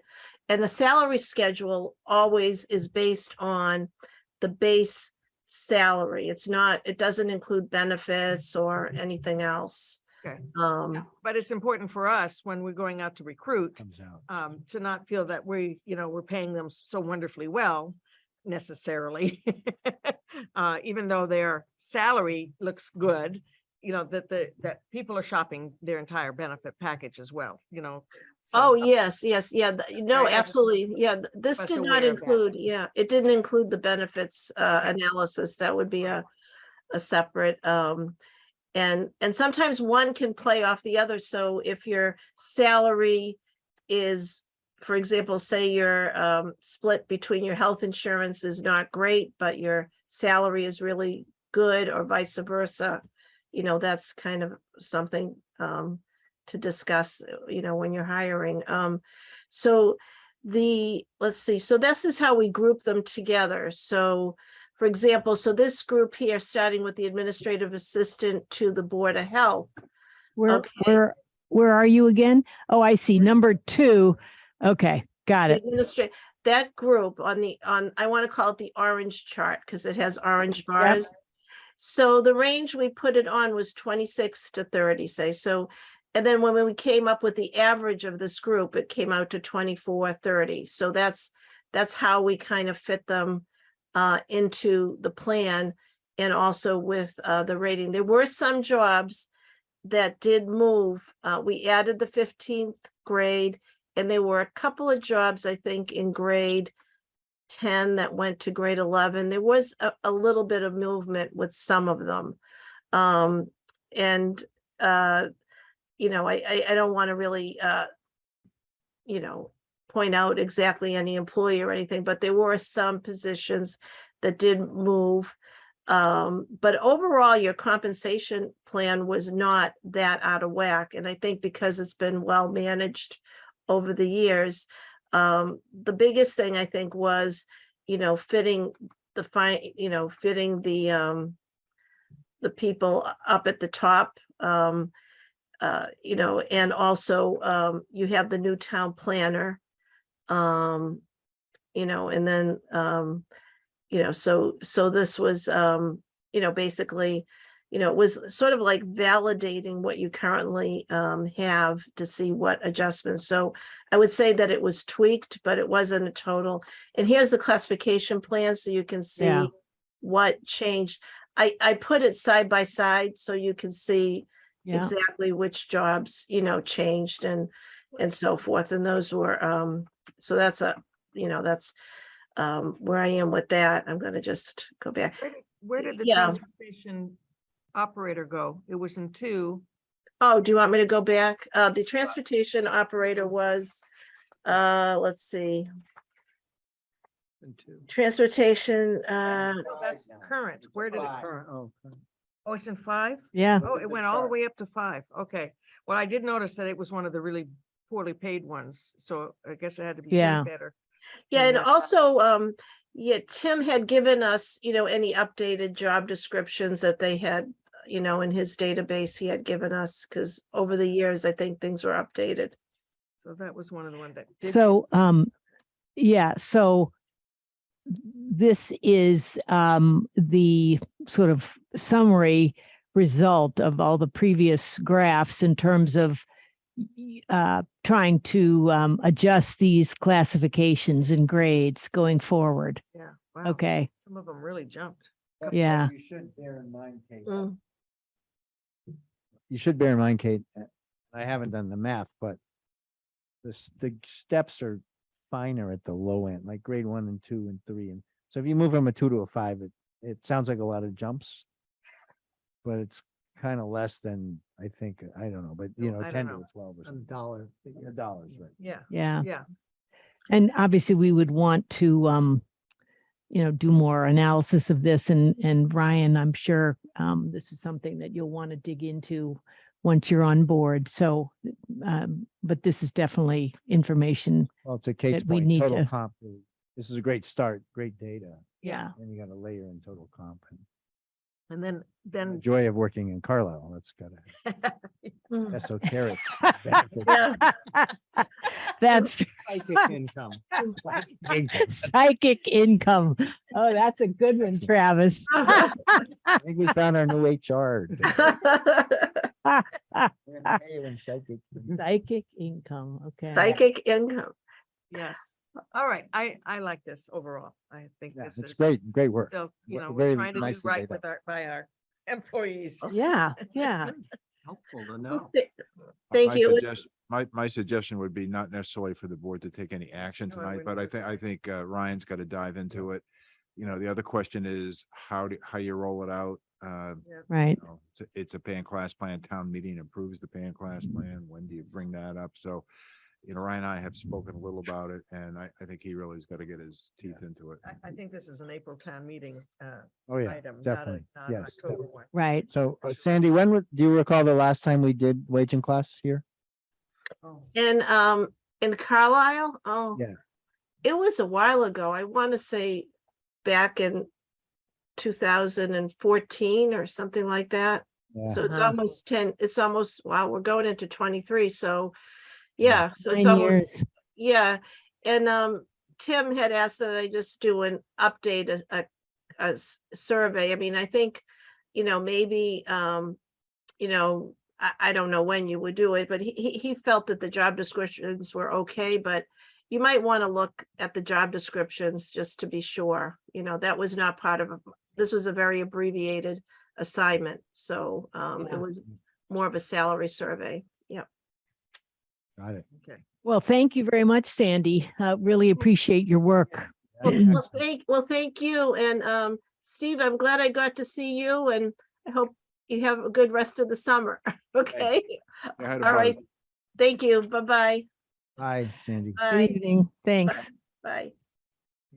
All right. So we are I on read all the whole methodology thing, and then I got to those compare side by those, side. charts, and it's like, what the heck? What am I looking at? What's this? Yeah. You know, Yeah. okay. Look All at right, you, we're you're on- right on time. Yeah. Look at that. We're on Ahead to of schedule. item 8, which is the Environmental Sustainability Committee charge. And I believe, here yep, comes Christina. Christina's on the call, and Bob wasn't sure if he could make it, and Sue was on earlier. I know she's double booked. Yeah. So, maybe between me and Christina, we can do justice to the work of the group. So, I did an initial sort of draft, got feedback from Sue Thomas, our sustainability coordinator that we share with Westford, Bob Zog, who was on the previous energy committee, and then Christina, who's been very involved in the master plan and wants to participate on this committee as well. So we took the goals discussion that the select board had and looked at the master plan. And so the basic mission statement is here that we came up with. Maybe I'll just highlight that basically the core of the mission is to develop a townwide environmental sustainability work plan. And just so everybody understands, we're not calling it, even though in the master plan it's called environmental stewardship, we went with environmental sustainability for the name of the committee because the land stewardship committee really didn't want there to be confusion between the two groups, and that made sense to us. So there's 6 bullet points here, but just note that it says the work plan will include, but is not limited to. So first was to develop some very specific goals based on the Carlisle master plan that are achievable with timelines and a focus on year 1. And then this is something that Christina had mentioned at the beginning of the meeting, but to develop an environmental impact review process for all town decision-making. And then looking at grant opportunities, also zoning code changes, and anything that might be considered under municipal, agricultural, residential, or commercial sectors, and with an emphasis on collaborating with the appropriate town staff and the appropriate boards. 4th is an annual operating budget and a plan for long-term funding, because as we know, this sustainability coordinator is a grant position that runs through this fiscal year. The grant writer keeps on writing grants. Yes. And then we particularly wanted to say the outreach and coordination with other town boards and committees, as well as working with regional groups that have some of these shared goals.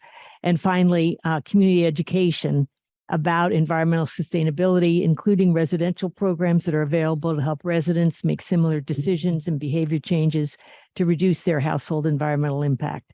And that the tentative timeline would be a work plan and a budget would be presented to the select board in the fall of this year. And that the other point here is that short-term, low-cost sustainability efforts may be initiated prior to the work plan completion with the approval of the town administrator and chair of the select board. And then if you look down below the membership, the notion is that 10 voting members plus or minus. I don't think we're not thinking it has to be a fixed number, but we were pretty clear that, if you get bigger than 10 or 12, it becomes kind of unwieldy. And but if you get too small, then you don't have enough people to do the work. Carlisle residents who support the mission, Sue Thomas as our sustainability coordinator, as a non-voting member through FY23, other possible resource people who might be non-voting members, and then a liaison from the select board who would be a non-voting member. The term would be for 1 year to begin with, so ending on June 30th, 2023, and then going forward, members would serve a 1, 2, or 3 year staggered term. Why? Well- Why 1 year to begin with? Why not stagger? Why not stagger now? Well, our thinking was that you get the group together, you develop the work plan, and then you see people decide whether or not they want to commit to once Give that's them an out. done. You give them an out if they don't like. Yeah. So that was the thinking that because for some people, they may be interested and then they get involved and they see what we're doing and they may say, well, I don't have the time to continue this, but that's I sort of want to true help of every- shape the that's plan. true of everybody. Yeah, You can always resign. that's true. Yeah. That's true. On the other hand, that's how we did the initial transfer station group and then had those roll over into staggered terms, for the continuation. But that was the thinking. I guess I would also recommend an odd number of voting members, Mm, so you don't get splits. uh-huh. You don't have a tie, You don't have 5-5 tie. If you have a tie, it's usually an indication you're probably not doing it right. So I'm not sure I'd worry about that. 10 is a lot of people though, but you're thinking there's a big workload. So, Yeah. Yeah. And then the committee would report back to the select board at least once a year and be responsible for writing a report on its work for the annual Carlisle Town Report. Yeah, Christina, do you have anything you'd like to add or emphasize? Not really. I guess I'll just mention 10 people does sound like a lot, but this committee sort of spans, it encompasses a lot. Sustainability is not just energy and carbon footprint. It also involves the ecological side. And so, although it seems like a lot of people, I have a feeling that it will sort of get divvied up in various subgroups possibly. So it's not all just focused on energy related issues. So do you envision, like assigning liaisons from this meeting, from this group to, let's say, a liaison to the municipal facilities and, so that they're having input and reporting back? Absolutely. I think communication is key, and the attempt is to sort of break down the silos and also to sort of eliminate some of the redundancy and some of the work that's being done, and just to have better communication across all environmental and all pertinent committees. So I think facilities would definitely be a pertinent committee. So absolutely, yes. So that would come under your outreach too and coordination. Yeah. I think that's a great suggestion. I want to use that to reflect back on comment that Christina made at the public comment, where I'm going to garble it, but I think, Christina, you were asking if the select board would add basically municipal review or review of goals into our goal. And I would say, sure, except I think, we're not like we're not like the boss of the town. I mean, we're leaders, but we can't really tell people what to do. I think what I like, what I hear here is, let's let the committee get started. Let's let them figure out what the goals and the metrics are. I absolutely encourage, yes, of course, we will have a liaison into that board, but what Kate just said, the outreach, that they go to these other committees and start to educate them and get them to start thinking. We can pontificate and say, well, municipal facilities committee, you have to think about what kind of roofing you use when you, yeah, sure. But it's better if they're in there, like having that discussion when the roofing discussion comes up, right? And starting to institutionalize that. I think way of that's thinking. great, being on the municipal facilities committee. We've talked about that actually at our last meeting, and how, these decisions, we are using, environmental impact as a criteria, a thought process as we're evaluating. And we know, I shouldn't say we, but the board has already started to evaluate that, because we know this is an important, thing that the community wants to see. So, but to have that liaison or input would be good. I have a question though at some point. I just one more, and I'll yield the balance of my time. I think once once a year is He gets an hour, we all get 5 minutes. Wait, right. Once a year is too infrequent at the beginning. Yeah. Oh, It needs to for, be regular. okay. And that Well, way this you- says at least once a I don't year. know, but more than once a year at the start. Well, Uh-huh. Every 3 months, I'd say. Not a problem. Yeah, so the last sentence, will report back to the select board 4 times a year to begin with, or 4 times a year for, Do you really want to do that or just say regularly? why don't we just say at least, yeah, regularly? Yeah. I mean, Okay. I hate to put, I I know, hate to 'cause then- codify things that can't be done or Right. that don't, Right. you understand that we would love to see you every couple of months. You asked to get on our agenda, we will find a slot for you. Yeah. Okay. Oh, and I note that Sue Thomas is on the call now. Hi, Sue. We did explain that you have you had to be in 2 places at the same time, 2 different select boards meeting at the same time. So we'll see if we can work around that in the future. But thanks for joining us. Oh, thank you for having me. So, all right. So that's a simple change. We can change that, take out at least once per year and put in regularly.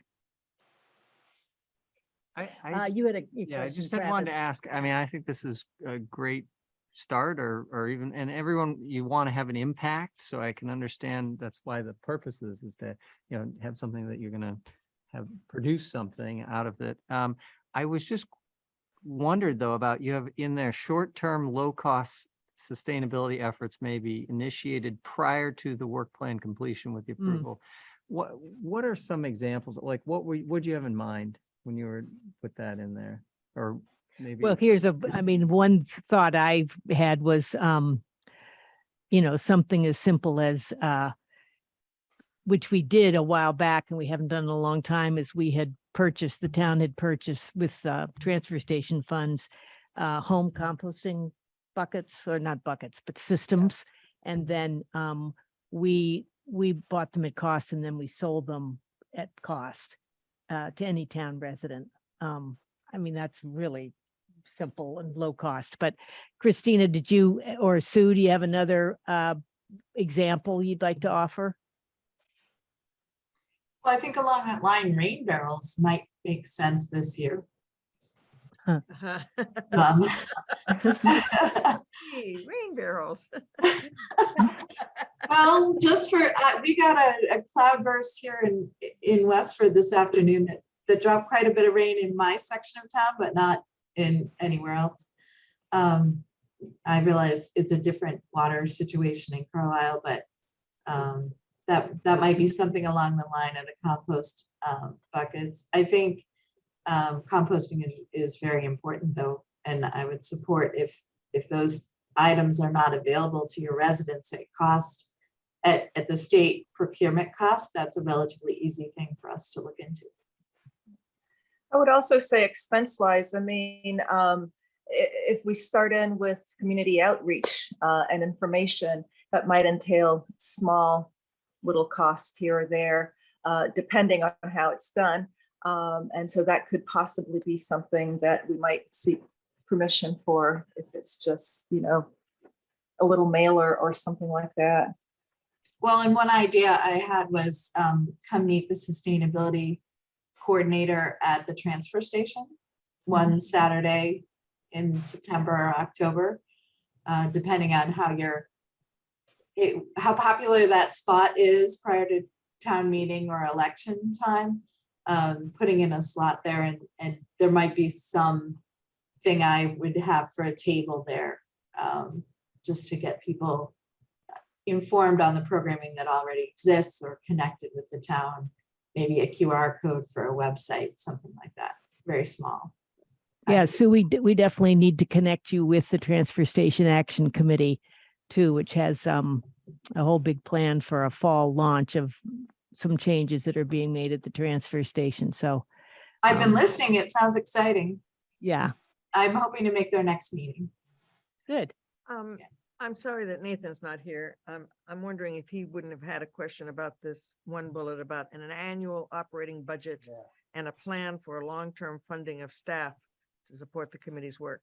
While I am not in opposition to this concept, I think all of we need to review all of our committees for whether they need more support from us. This is not something I would put in a charter. And then I would also like to discuss what we think we want to have the budget be. What are we talking about, the budget? So maybe you need to say a little bit more. I think part of the thinking here was that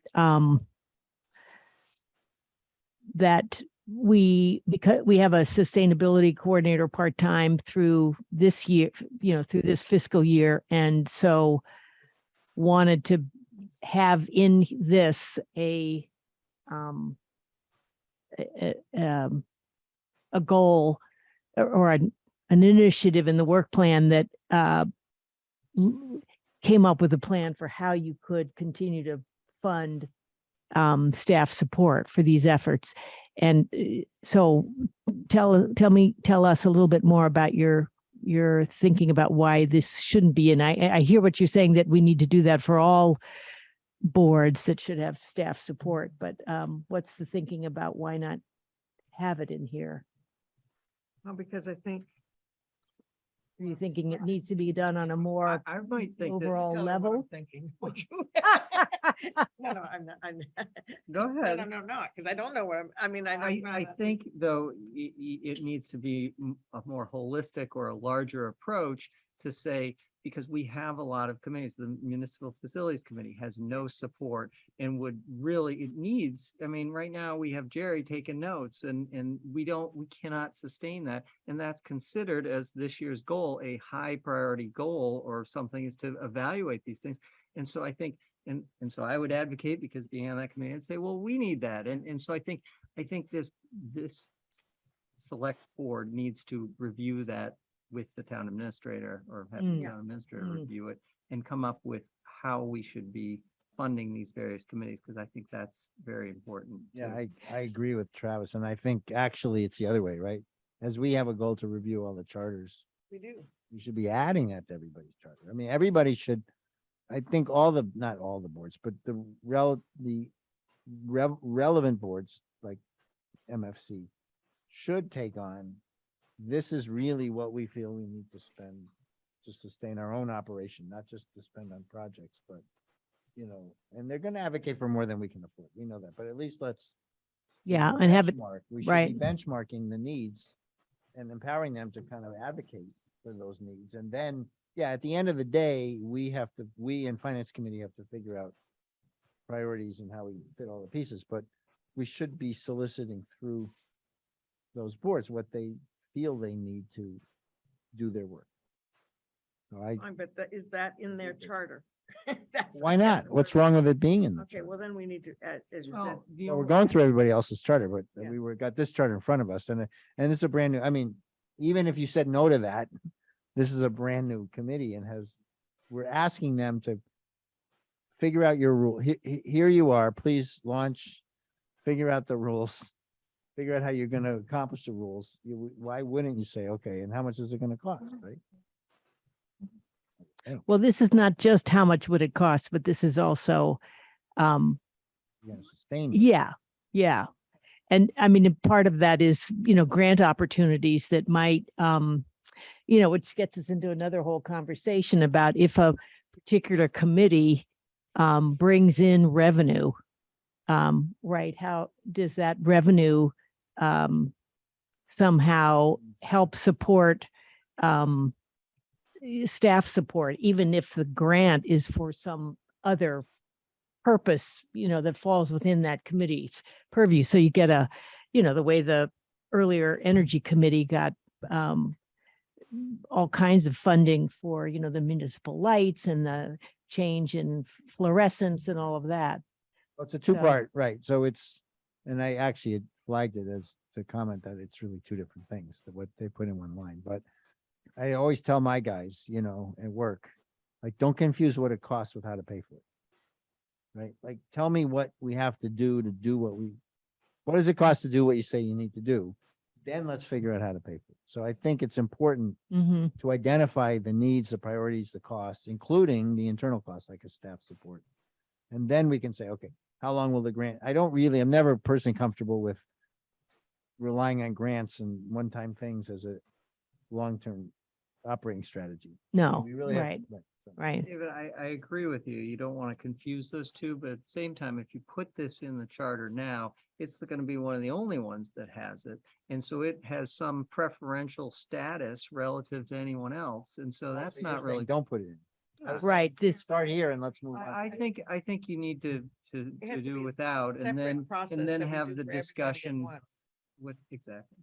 I agree. I totally agree with you on that. All right. and Brian, I don't mean to put you on the spot. If you are on the call, do you have any comment you want to make on this? And again, it'll come to you later anyway, but partly I'm asking because this, this committee is hot to go, hot to trot, and we want to get started on things. So but I mean, so anyway, Brian, you may not be on at the, oh, there you are.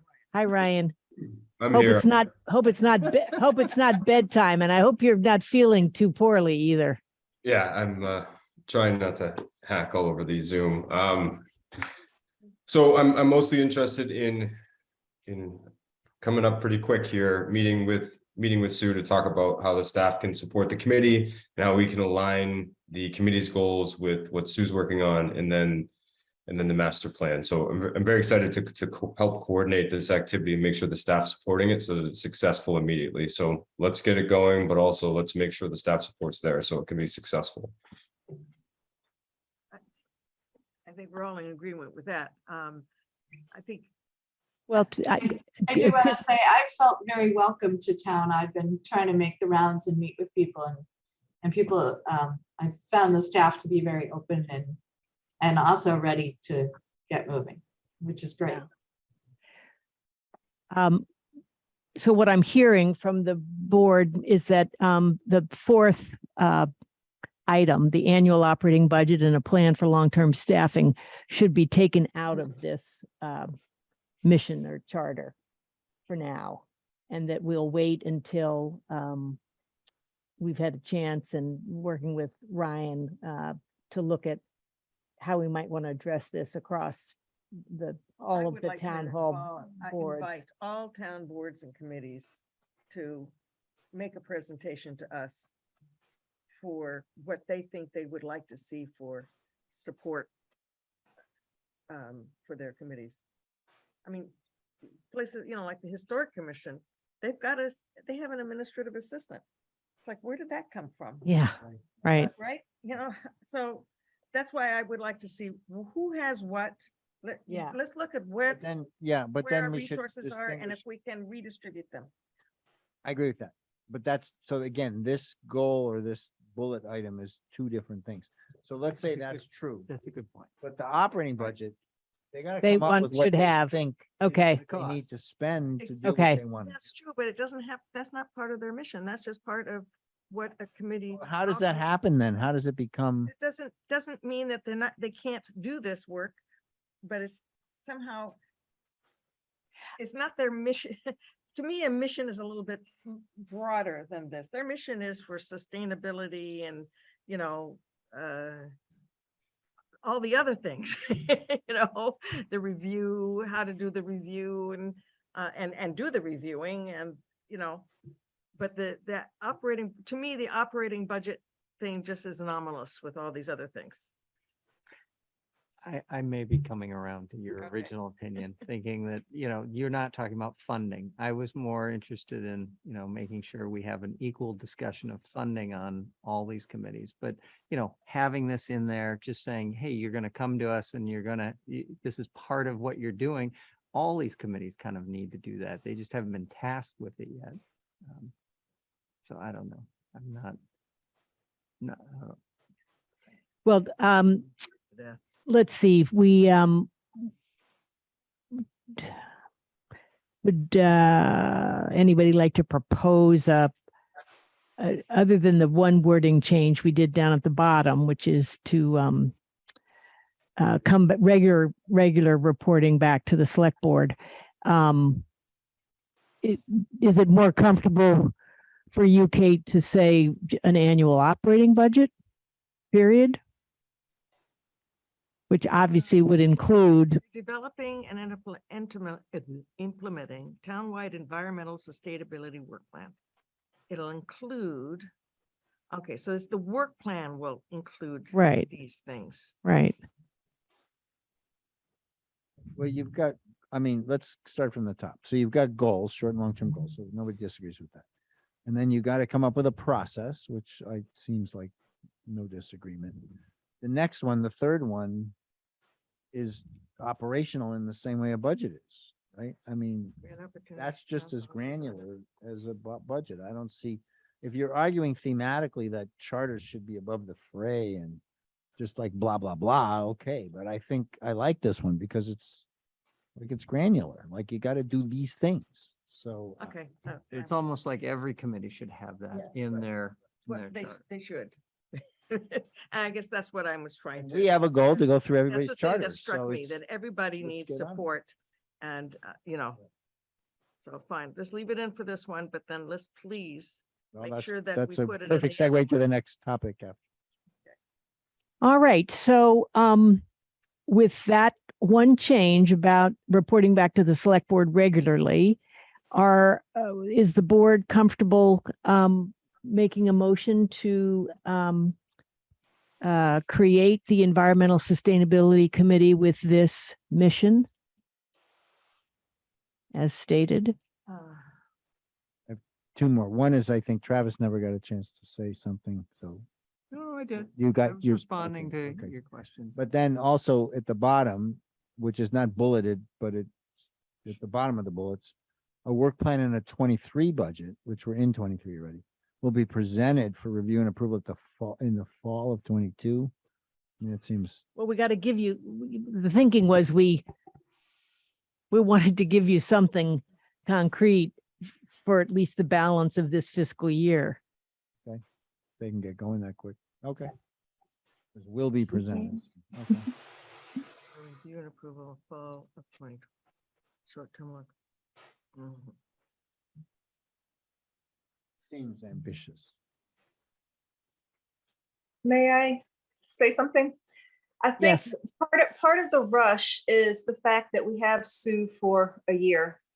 And we want to take full advantage of having her part-time shared with Westford, but have it, full advantage of her abilities and her knowledge. And so I think that is sort of part of the push of trying to get this done as soon as possible and get going as soon as possible so that we can have the maximum benefit of her being here, because we don't know what's going to happen the next fiscal year.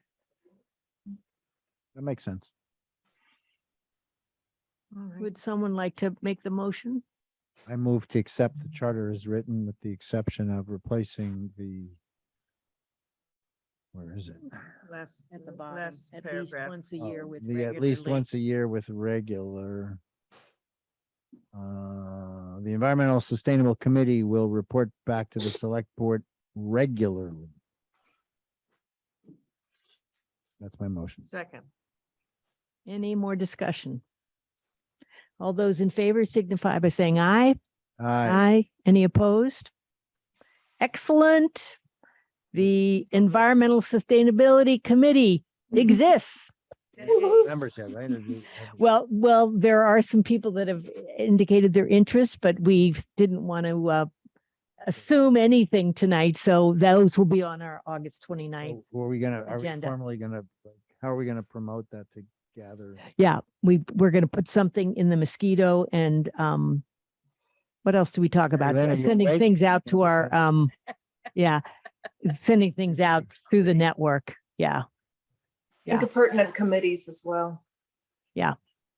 Very good. Congratulations. Thank you. Yes, thank you. And thank you for all the Thank hard you. work.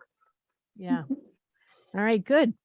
All right, so let's move on to item number 9, which is the fiscal year 2023 goals discussion. And thanks to David for creating and to Jen for working on the spreadsheet and making it a one page fit on a but doesn't go beyond the width of this is readable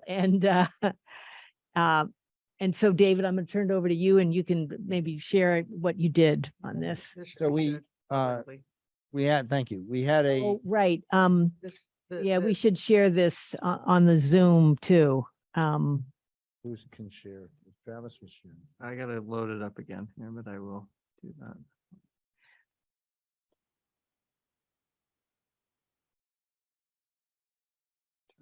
Zoom. While we're While you're waiting on that, Steve, do you want to just start the first part of your report? Just review what you've got in the beginning of your report. Might take a few minutes. Yeah. Jen's Well, gonna have to let me. Travis has got a little ways to go.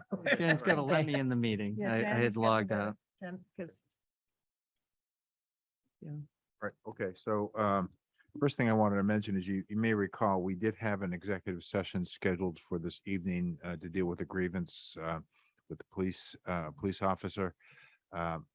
However, his attorney had requested a continuance to see if we can work the matter out between the chief and Labor Council. So it is tentatively continued until our next meeting, August 29th. I So, was wondering why I had my thing listed Right. for 6 o'clock tonight. yeah, so hopefully everything will get worked out. I just, since the goal setting, I know we're going to be talking about this in a few minutes, but I've been doing some kind of outreach with some consultants about regionalization, because regionalization, I mean, it's a very broad topic, as we know. And, and I really think if we put together a committee to study the issue, probably need to give that committee some kind of professional help. So I talked to both the Collins Center at UMass Boston and MAPC about how they could assist us. And, pretty much they would like, some finite direction as to, are we looking at public safety? Are we looking at whatever? Both entities have done a lot of studies. The Collins Center has looked at regional policing, for example. MAPC has done all kind of regional stuff, including IT, regional IT. I put a couple examples of some studies in there just for your own edification. No really anything to do. So in my discussions with MAPC, for example, there are some grants that are going to be coming up in the next few months, the Community Compact, the DLTA, which I don't remember what it stands for anymore. And then the Magic Subregion actually has some funding available. So, Ryan and I have spoken a little about that, and but I just want to let you know that there are a lot of help out there if we want to look into regionalization. Travis is up, so I will. All right. Thanks, Steve. Thank you, Travis. Yeah. All right, David. Okay, so we had, I thought, a pretty good goal session was it last time? I can't remember. Mm-hmm. Yeah. So we had a good goal session. I thought there was a lot of interesting conversation, and we didn't change from, first of all, Travis brought up, I think correctly, that we were misusing the word goal. There was we were maybe commingling initiatives and goals, right? So goals should be like very broad.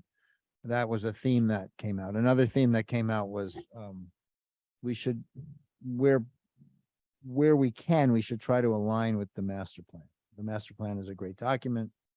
A lot of thought, a lot of input went into it, and it actually did line up pretty well with things we were saying. So, that was, I guess, maybe it's validation that we are aligned with the rest of the town and what we consider to be priorities.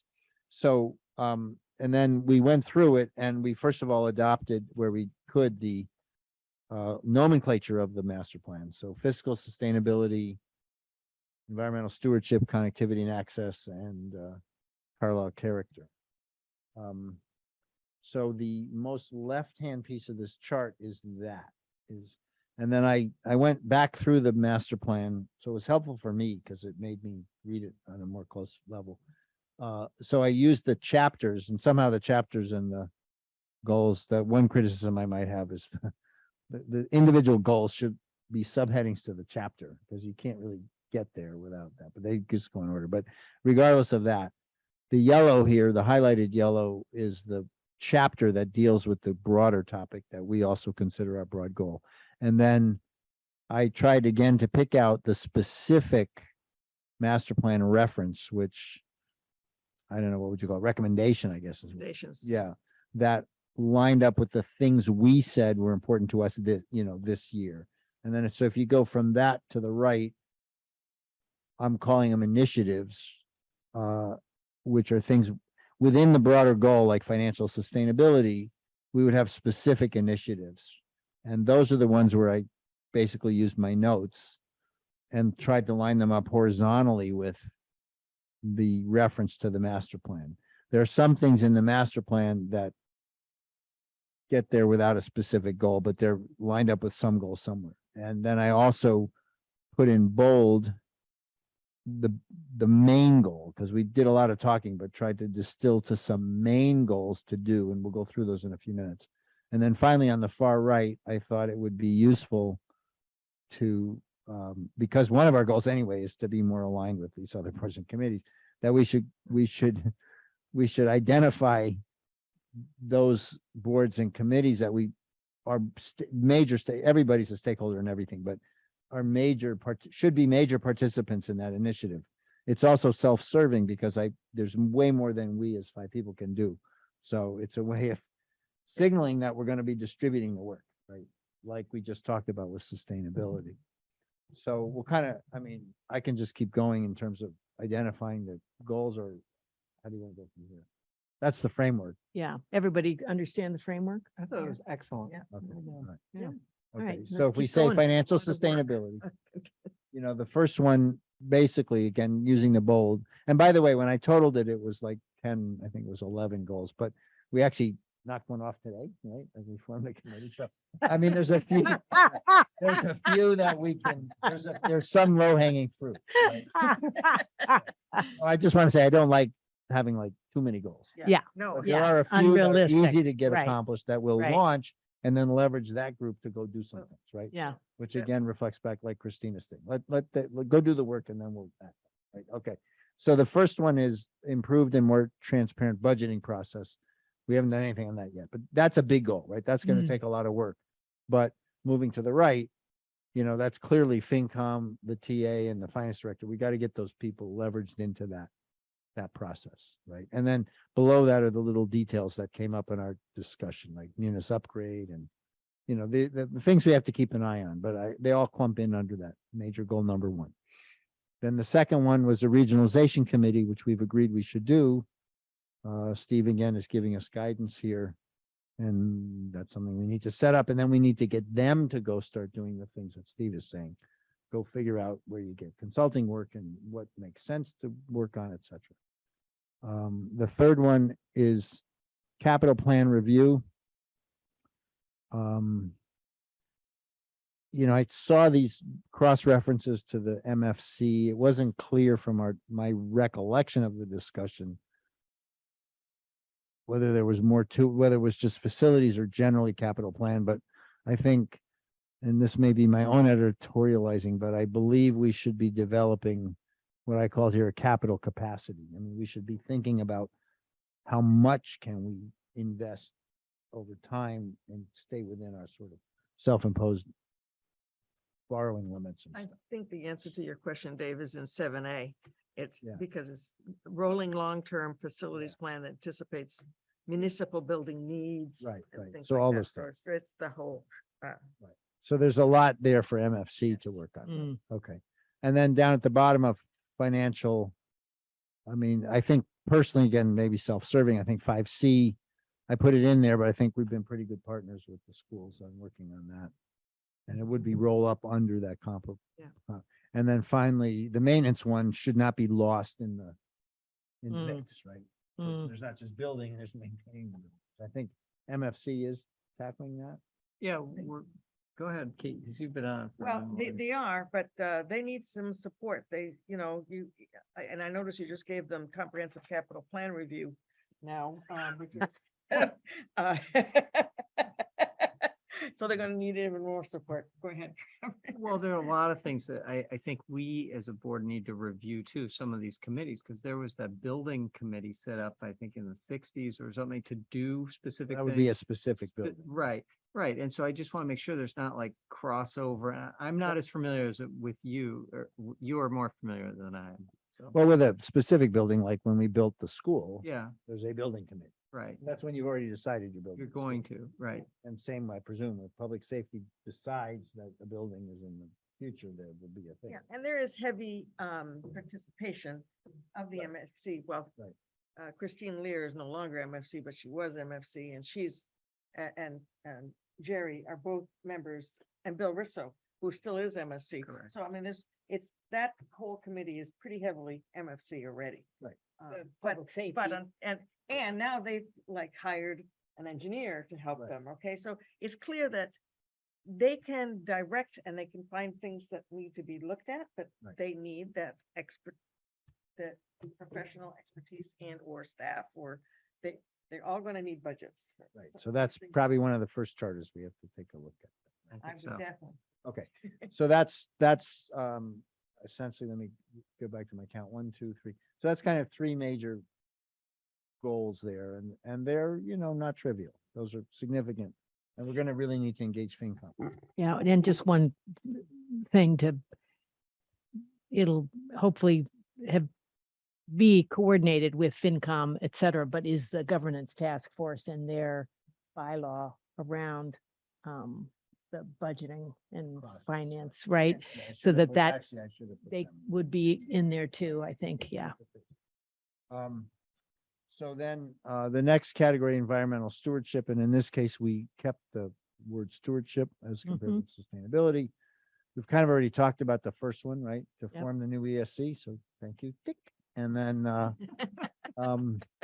but it does, if you go to the left, 15A, provide staff Mhm. capacity, et cetera. So I mean, we can't just, obviously, we have to, we're making it clear. Now, and 15B is the next actually line item under ESC. We have to now staff it, right? So that's Mhm. for us to do. But I would say then to go to the top of the next page and to again reflect on Christina's comments. All this other stuff that's in, 15C, D, blah, blah, blah. I think let the ESC get started, and then let's figure out by distilling that through what we can meaningfully do. Like as a select board, how can we meaningfully assist the process once we get them going? And on the far right, of course, everybody else is a stakeholder in that as well. And then finally, and in the same category, 17A, Transfer Station Task Force. Thank you. Ding. Goal number 2 accomplished. We sent them off with the rules. So again, we're leveraging them. They're doing a great job, and thank you, Barney. So that group is also a lot of things. I don't want to underplay its importance, but the select board can best serve the town here is empower these committees, get them started, empower them, and then we have to resource them. Right. That's what Yes. we should, so less heavy lifting for us. Okay. Then we move to connectivity and access, and this was an interesting discussion we had because we put things in there. I mean, when I read it, connectivity and access, I read it with an IT. It's like, okay, that's about IT. And then as others weighed in on the last meeting, I understood that this is broader, connectivity in the broadest sense, right? Connections, governance, institutional knowledge. So the first major one, which we talked about maybe 2 or 3 meetings ago, is develop this onboarding process. And I think that one actually is a heavy lift for select board. I think we need to Mhm. make that a thing where we work on it. Like we have to Yeah. divide it, and people should be gathering documents, and we should get to an onboarding, a training, and Yeah. yes, we can leverage town committees, and I definitely will be working with Ryan and hopefully an admin, a TA, assistant. It shouldn't, TA admin and also I guess assistant TA. But we need to do that. I really think we can't pass the buck on it. So it's assumed then select board is in there to your far right, because you don't really have us Well, listed. we're the middle column. Yeah, Everything in the middle okay. is us, right? The Okay. Far right is who else can help us, right? Okay. Okay. Okay, so everything in the column, the column before the Okay. far right is our goals, right? So Okay. I'm just saying we leverage where we can, but if to just go back, review the bidding, we had 1, 2, 3 on finance. we had number 4, and I'll call it number 5 and 6, but really 4 in terms of a major on the environmental. And now our 5th one is the onboarding. Our 5th major one's the onboarding. Yeah, okay. And then below that is documentation, which kind of there we can get some help from maybe professional staff. I'm not sure. Then the next one, also under connectivity, is also a big lift for us. And that's to meet with boards and Yeah. committees. And now we're talking about reviewing charters and amend as needed. So that folds right into Yeah. the comments we just had. And then some of these are from Kate, so I assume she's going to do all this. Review town bylaws and align with committee charters. Yeah. But I mean, really, yeah, I think that's something we as the leaders, and in fact, most of those boards report to us. Mm-hmm. We owe it to ourselves, meet with them, review their charters, compare it to the bylaws. Now we have a budget piece, we should really develop, as we did last year, a schedule where we should pre-plan the rest of the year. We should filter in a board every meeting or something like that. I think you're gonna have to do more than one. Maybe more than one. I mean, Yeah. right. So anyway, that's a major goal. And then at the bottom, which also got tucked into connectivity, was 5B, bottom of the page, foster closer communication among elected, I'm sorry, is that the one? No, I'm sorry. 14A? Which one are you looking Well, I for? The think stuff somehow- about staff? Oh, Before I get there, let me make a point. 14A says convene boards, on a quarterly basis. So I think also in that we should, besides meeting regularly board to board, some kind of chairs meeting. We heard, we Yeah. talked about a chairs meeting. right? Yeah. So that's buried in the subtext of this meeting with them. So some of that Yeah. we might accomplish simply by having chairs meetings and get yeah, some get of that these boards, going. just the head of the board to come to a meeting. Yeah. And then finally to the bottom, I'm sorry, it's not actually, there is not, no, I have to say, there is not a companion. That's right, there's not a companion master plan item for town staff alignment. It did not appear on the Mm-hmm. radar screen of the master planning, unless I missed it. So it's our own goal. That's maybe the only one that's our own goal, which is town staff alignment. But there we are absolutely going to leverage Ryan and his initiative. That's what we Right. work with him on. So finally, no, not finally. Okay. Then we go still in connectivity and whatever is the IT. right? Mm-hmm. And we agreed, I think we would elevate the working group to a committee Mhm. status, and we would do the same thing, review the charter. I like, by the way, Steve, something in your TA report, and I really like this. I'm gonna The regional use it. IT. The regional IT, they have a chart. And the chart, I'm gonna get to it here. Travis, if you want to go, are you on the whole thing? You Yeah, can go what down page? to, Oh, it's it's in way at the end of it's in the Town town administrator's administrator report. report. Okay. it's, Which is Number 11. page 90 in the yeah, packet. go down to the bottom of this. It's, page number, where does the page show up? It's in 11. Well, I'm in this part. You go down, part of go all the way study down is to it? the report. Okay. Go, yeah. The bottom of the regional IT. report. It's not That the one, that one, MPC. This right blue there, one? 105. Okay, page The 105, MAPC. IT management maturity model, Yeah, maturity right. now model. Yeah, I North like Shore. that as a graphic. Oh, So keep, all right, hold on. you gotta go getting there. past that. He's almost there. He's going, yeah. Sorry, No, that's okay, my fault. I just realized I was just, it's a longer report than I. Here it is. That's- yeah, it's in there, so it's at the bottom. That? We did that one. Yeah, keep going all the way down. Okay. So, Which, yeah. It's got. It's a graphic. a You can't step miss it. It's a step. graphic Yeah, next, with keep a- going. oh, this one, voice. Right there. That's, it. IT management Yeah, maturity. so I like that because, and I will use it for my own purposes too. But at the far left, reactive, I mean, that's kind of where we're at, right? You have a problem, somebody helps you. Then there's efficient, which we're kind of edging towards systemic approach. But really, we want to be moving more to the right. right? Yeah. Be proactive, be aligned, be strategic. So I think this is actually a nice little thing to maybe start the charter for this, Yeah. IT committee. But the point, I guess, is we need to, I think Nathan brought it up, right? We can't just have a working group. We got to really make a committee, and we really have to think about resourcing the committee and getting them to, and I know Ryan will be at the head of the class here in terms of, pushing us in that direction. So anyhow, so that, let me go back to the, let's go back to the, And so this was Collins. no, it's No, North this is Shore. the MAPC. Oh, this is MAPC. Yeah, okay.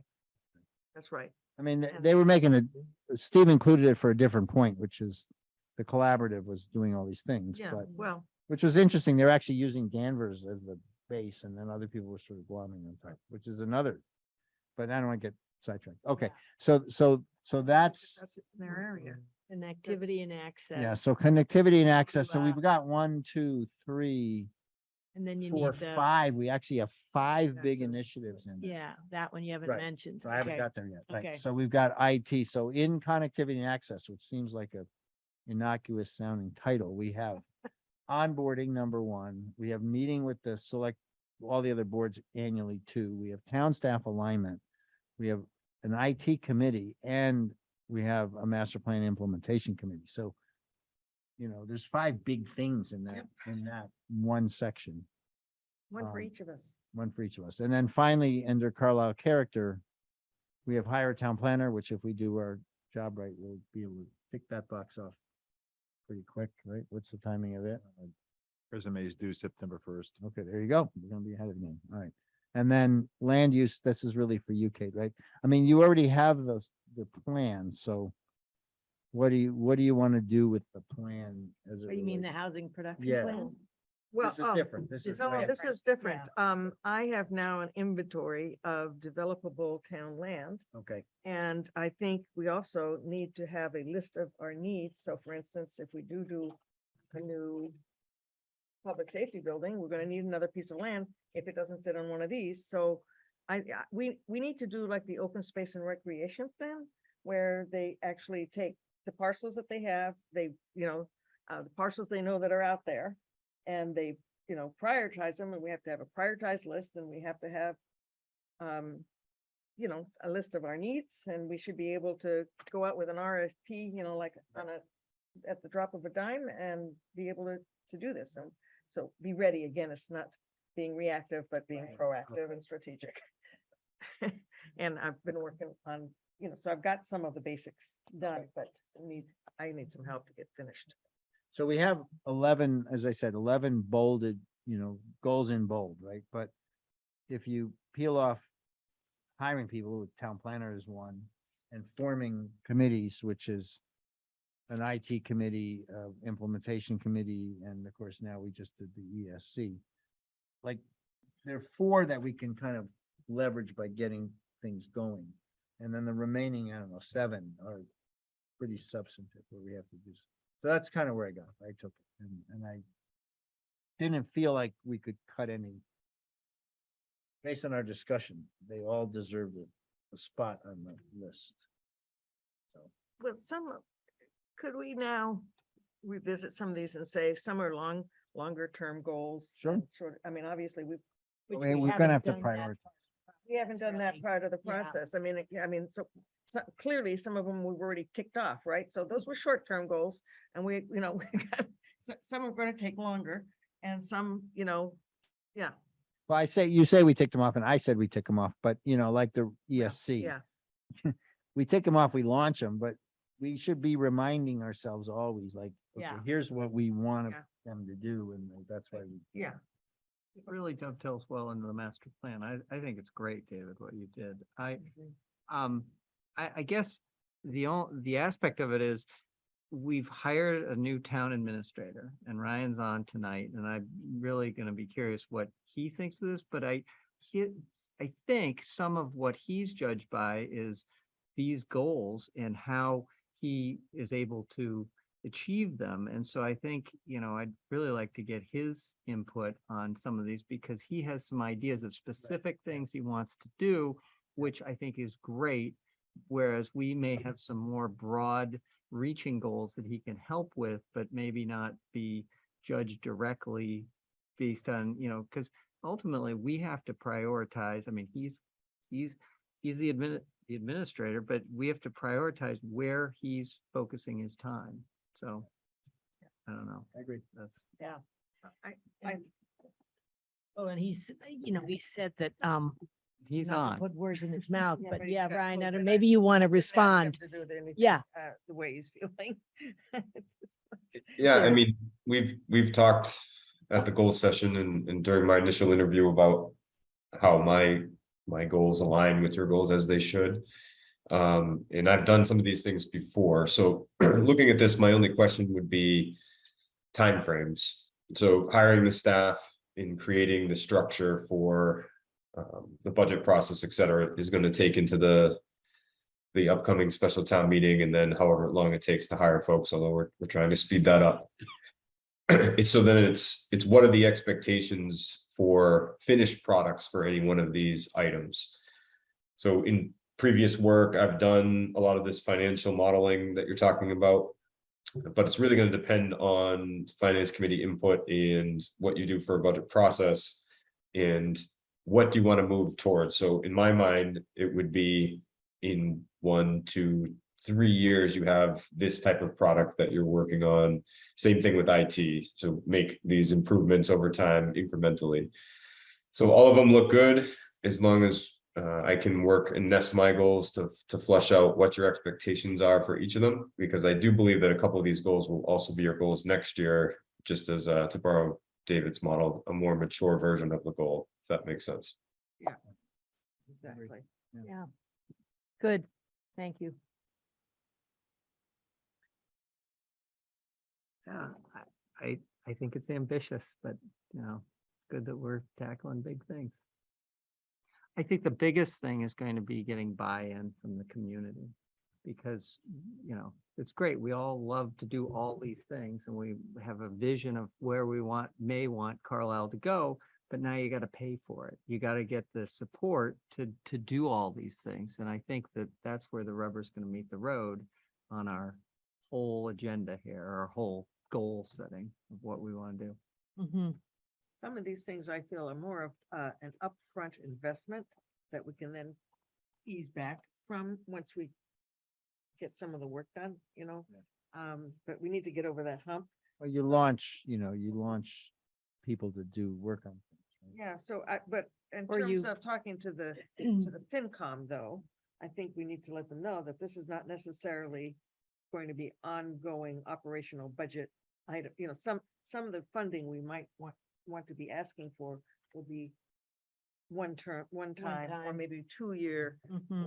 or, maybe for the longer things, it might be 3 years, but at that, that they shouldn't, freak out because, suddenly we're asking more for operating expenses in town hall. But I think we also should be looking at our town hall expenditures and seeing how we can redistribute some of the funds we already have. Some of the funds that are still being spent on And things that's that we where don't need to be Ryan- spending them on, or, Ryan- beg your pardon? Ryan. Yes, exactly. And I think this is the nice thing about having not somebody new come in and having them take a fresh look at Yeah. this. Well, so speaking of somebody new coming on, and Travis is newer than me, but I'm in my first term, right? So I'm only now appreciating.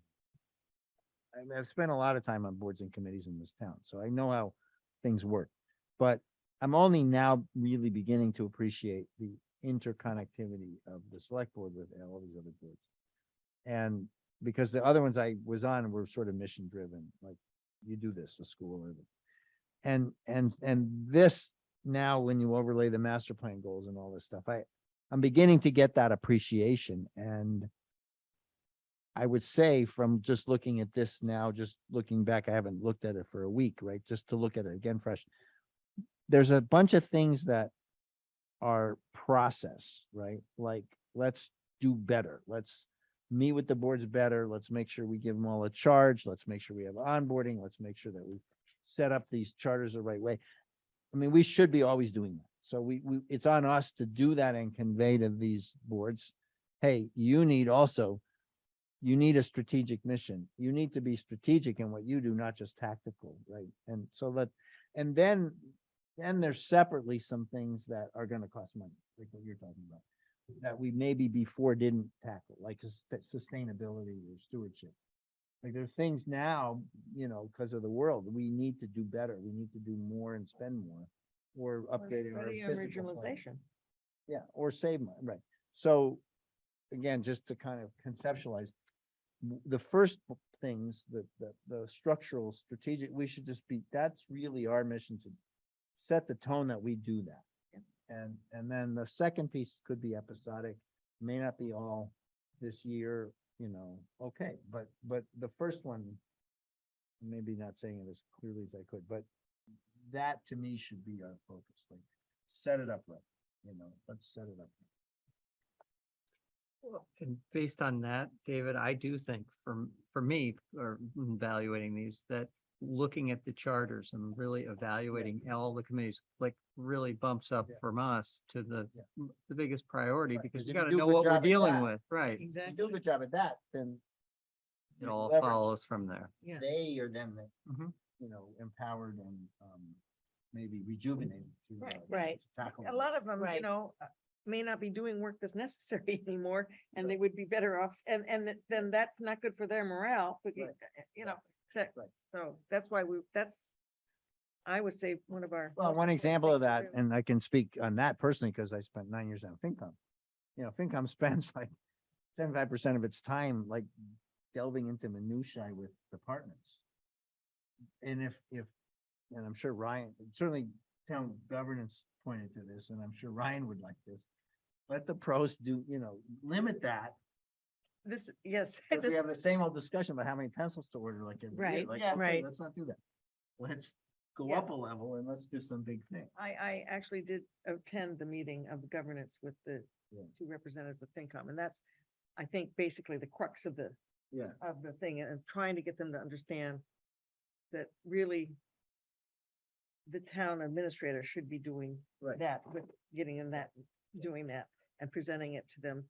And so I think we have broad agreement on that, but I think there's still a little trepidation about, Trust, right? Making a change Yes, and and it's making right. change and and less with this control. information, get Yeah. that to them in time, and Yeah. what do they do with it afterwards, and so, Yeah. the process is though working. I mean, I think we'll get there. Good. And I do think it will be absolutely helped by having Ryan actually on the ground in the building Oh, and, talking to FinCom himself and having him explain how he would like to see it, the process work, and him talking also to Kim. Yeah. There's time, we need some time, but I think, I don't know if we have enough time, though. My worry is, do we have enough time before the October town meeting for the governance to get to work through all that? That's my big worry. Uh-huh. Because we gave them a huge job, even extending it to October, I'm not sure. But they need to, it's up to them. We're gonna be going to a multi-week period now. Warrant articles, right? They're gonna. Yes, come up yes, with- but the last meeting they had got canceled because their quorum didn't show up. The meeting But before even that. if they only didn't have even- one, like that says, clerk will be appointed position. They can always roll the rest of them to the spring, right? They don't have to complete. Why the push to make sure everything gets into the flow? Well, Well, because. We had committed to that. That's what We they really committed. wanted, Well, that right? makes sense. But it Yeah. may be, right, if we don't want to move ahead on something that they're not, Right. hasn't worked through Yeah. and gotten. On the other FinCom. hand, yeah. I think fatigue is set in. They haven't- Right. Of course, Right. that and on summer vacation schedules hasn't Right. helped. They're supposed to So come in. it's been, Yeah, Has Rebecca committed? Is she still the chair? yeah. Is she committed to coming in next month? I sent her what you sent me, and I Yeah. have not had a response. Reply, okay, because what we've set up, yeah, for the 29th is a joint meeting with FinCom, but we're getting ahead of ourselves, so that draft agenda is in the packet that, Yeah, and it's which I part don't of have. Steve's what do you wanna report. do? So let's, are we ready to, put a motion on the floor to accept these goals?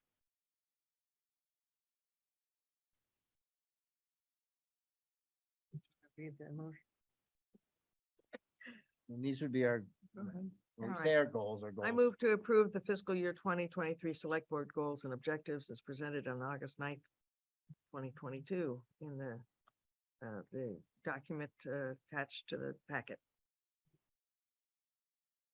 I second, Labeled SDM version 80322. I second the motion. Any more discussion? All those in favor say aye. Aye. Aye. Any opposed? All right, motion carries. Excellent. Well, and I want to say, I think this has been a very good process and very thoughtful and a good step up from what we have done in the past.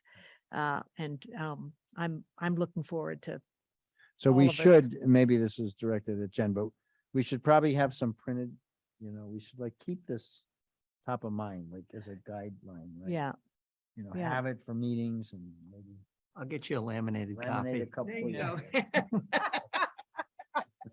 Why don't you make it into a placemat and he can put Sure. it on his table at home? Yeah.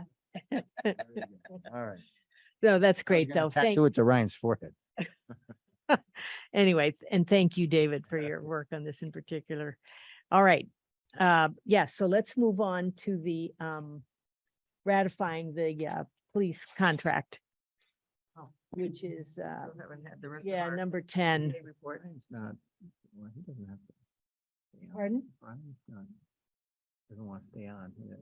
If he's not feeling well. Yeah, no, yeah, thank you. Ryan, feel free to get off the Zoom and take care of yourself. These last two things are, not heavy items, but certainly stay if you feel like it, but don't, you don't need to, is what we're saying.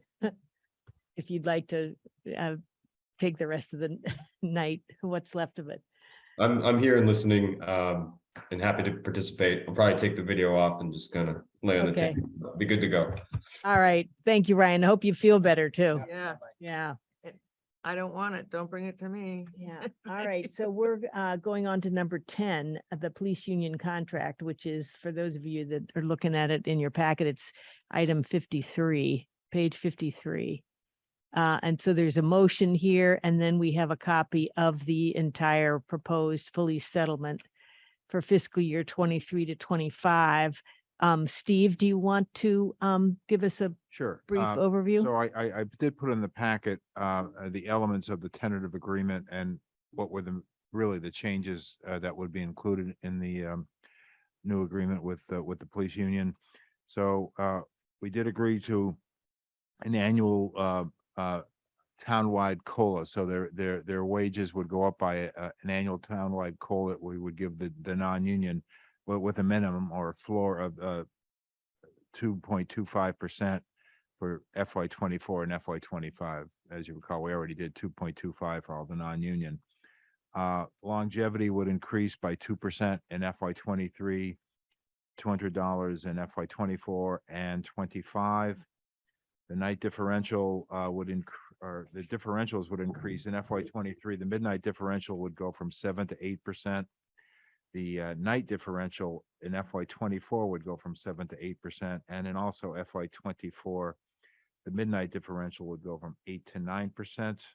A new stipend for supervisor of detectives was agreed to at $269 a year, and all of the stipends would increase by $25 a year in FY 23, 24, and 25.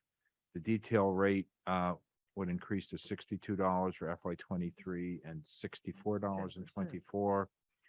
Juneteenth would be added to the lists of holidays observed. We also agreed that the increase of number of holidays that officers could receive compensatory time off would increase to 6 in FY 23, 7 in FY 24, providing the department is at full staffing and no officers are on 111F. Otherwise, the chief has discretion to limit the number of holidays to no less than 5. And the impact of the settlement in FY '23, the current year, the cost of settlement was $28,000, which equates to 2.7% increase. In FY '24 was a cost of 25,554 for an increase of 2.4%. And in FY '25, the cost is 25,932 for an increase of 2.39%. So the contract in front of you, what took us so long to get to you is we wanted to make sure all the pay tables and all those kind of things were correct. So between the chief's administrative assistant, Kelly, the town accountant, myself, and then obviously the police union president, we finally finalized this. So it took a while to get it resolved. I know this had started long before I started, but we were able, I think, to meet the goals that we started out with. I just want to clarify one thing. That is the fiscal impacts of 24 and 25. Yeah. They include the 2.25% COLA. Right, But yeah, it could be more Could be more. because correct. that's the minimum increase that it will be. Correct.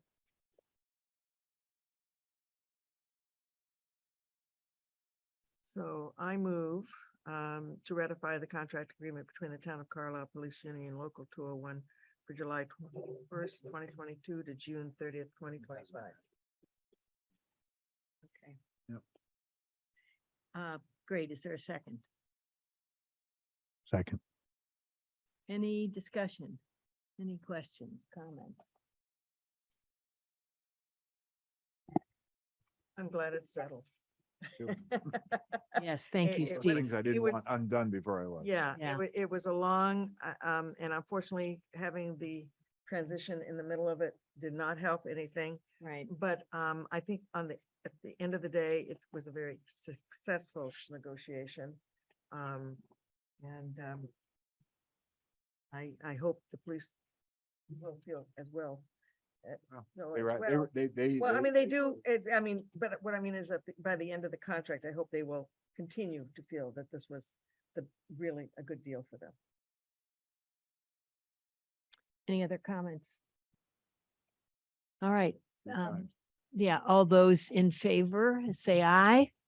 Aye. Any opposed? All right, motion carries unanimously. And so now we will each of us be signing it? Yes. Okay.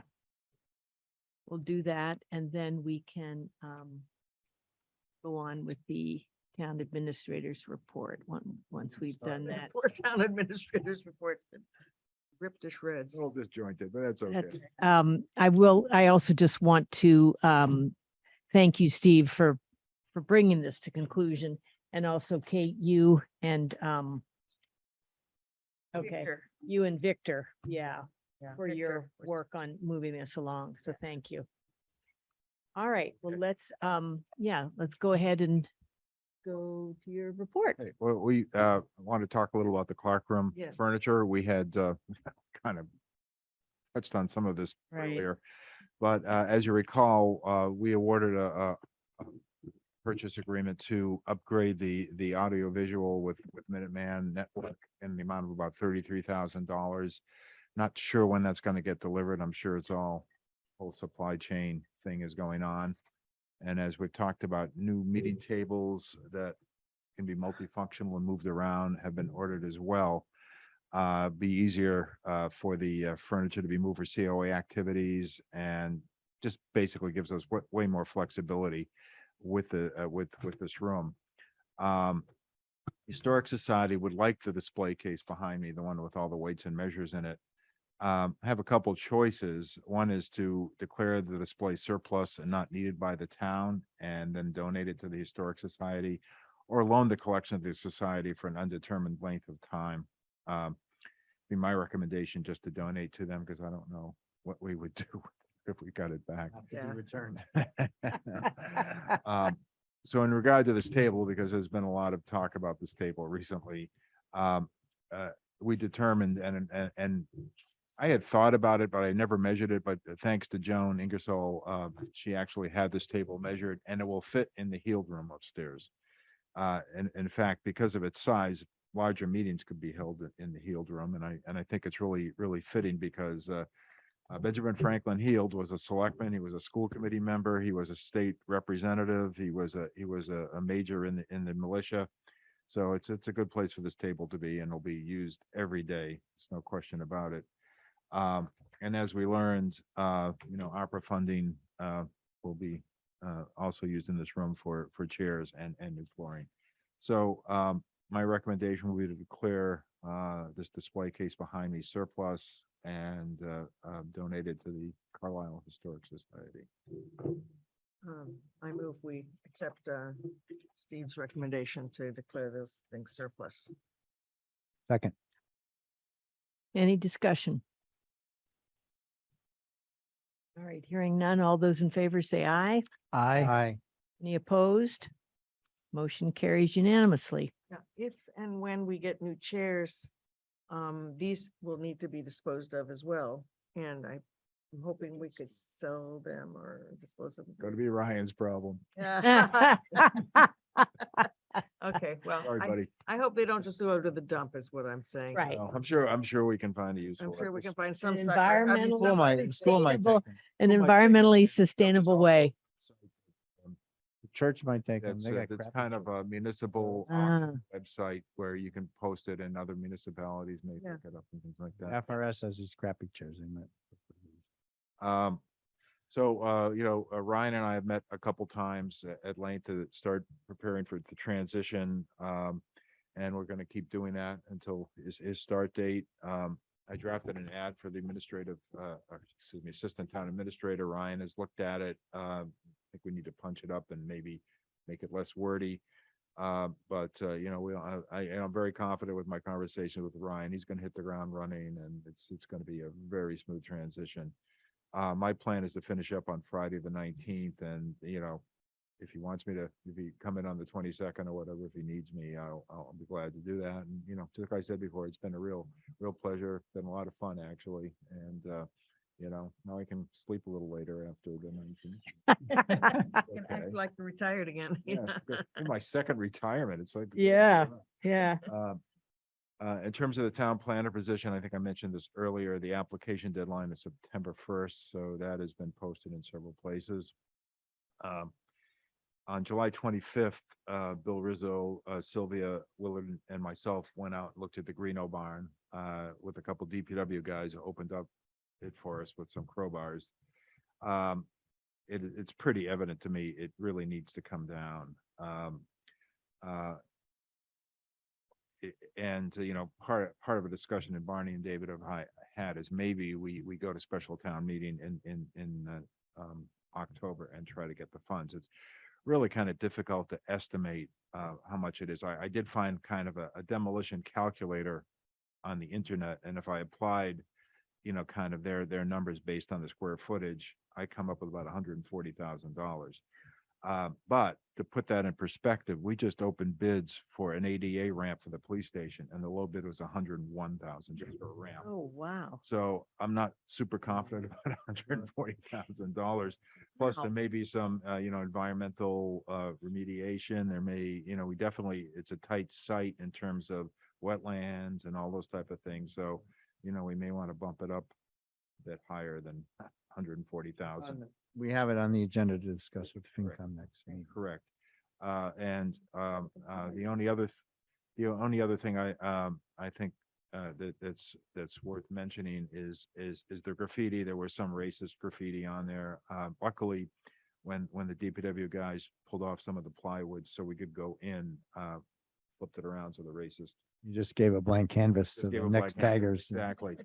But also there's a pickup truck in there from vintage, I'm guessing 1970-ish, and some other little. Give it to the DPW. Swap they'll shop. make it- They'll make it work. Yeah. And they'll make it run. I don't know. So at any rate, I think I just wouldn't want to see the town wait till annual town meeting to deal with this Yeah. because No, it's gotta go.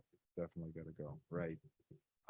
Also to make you aware, the Recreation Department has moved to 97 School Street, the brick building, which will free up some space for town hall. I know Ryan's been thinking about how space can be reconfigured, especially with Kelly looks so lonely up there. ATA. Quiet. She's a count. She likes quiet, Yeah. She said she missed Holly. All right, Yeah. well, you can make it noisy for her. That's not good. And then in terms of the castle playground, it's pretty much fully disassembled. Yeah. There's probably about a couple hours of work left before the DPW can pull out the last posts. Volunteers are gonna do that Saturday. And DPW will jackhammer the concrete. They're also thinking about disassembling the slide components and perhaps putting them out on somewhere in Banta Davis. So Yeah. that's my report. Thank you. All right. Any comments or questions? On the Greeno barn, what's our next step on that? We had a meeting about it before, but, Yeah. I've forgotten if we. Take a look at our draft agenda. I reached out to Lynn Lipinski, the chair of the finance committee. And we are going to have for our next meeting on the 29th. So if you go down to page 110, if you are using the packet number, okay. The right packet. on my- We've set up a joint meeting with the FinCom and Lynn just confirmed earlier that they can have a quorum to meet us there. So it's discussing the town meeting warrant articles, and one piece of that is the Greeno barn demolition funding. And so I reviewed with her kind of the basics that Steve had reported to us. So they're going to be prepared. It may be something that has to come out of free cash. We'll just have to see. Yeah, the big question is what number to use for this. Right. This calculator I used, because it's kind of, it's kind of a generic thing, doesn't, take into account prevailing wage rates that Massachusetts has to pay and all that, so. Right. Yeah, I Yeah, would double say, it too. and the thing is, if you don't spend the whole appropriation, it'll go back to free Right. cash eventually. Right. anyway, So it may be an up to But amount. somebody has to, that's something that we would want to present a case at the town meeting. So somebody has to take the lead. Is that Yeah. Conscom or us, or it's not FinCom to do, right? I think it should. Well, the oddity is that it's on conservation land, but the select board owns the building. Right, if we own the Yeah, so building, it's- then we it's should. us. It's we definitely should us. leave And, it. We gotta take pictures. and we were told to get rid of it, A while back. before I was elected, which is 5 years ago. So Mm. 2016, there was. It's your I think, fault. Was an It's your effort fault. to do 2016, something. Yeah. and it just didn't get done. Okay, Right. And all right. So I think I agree. We should move more swiftly rather than.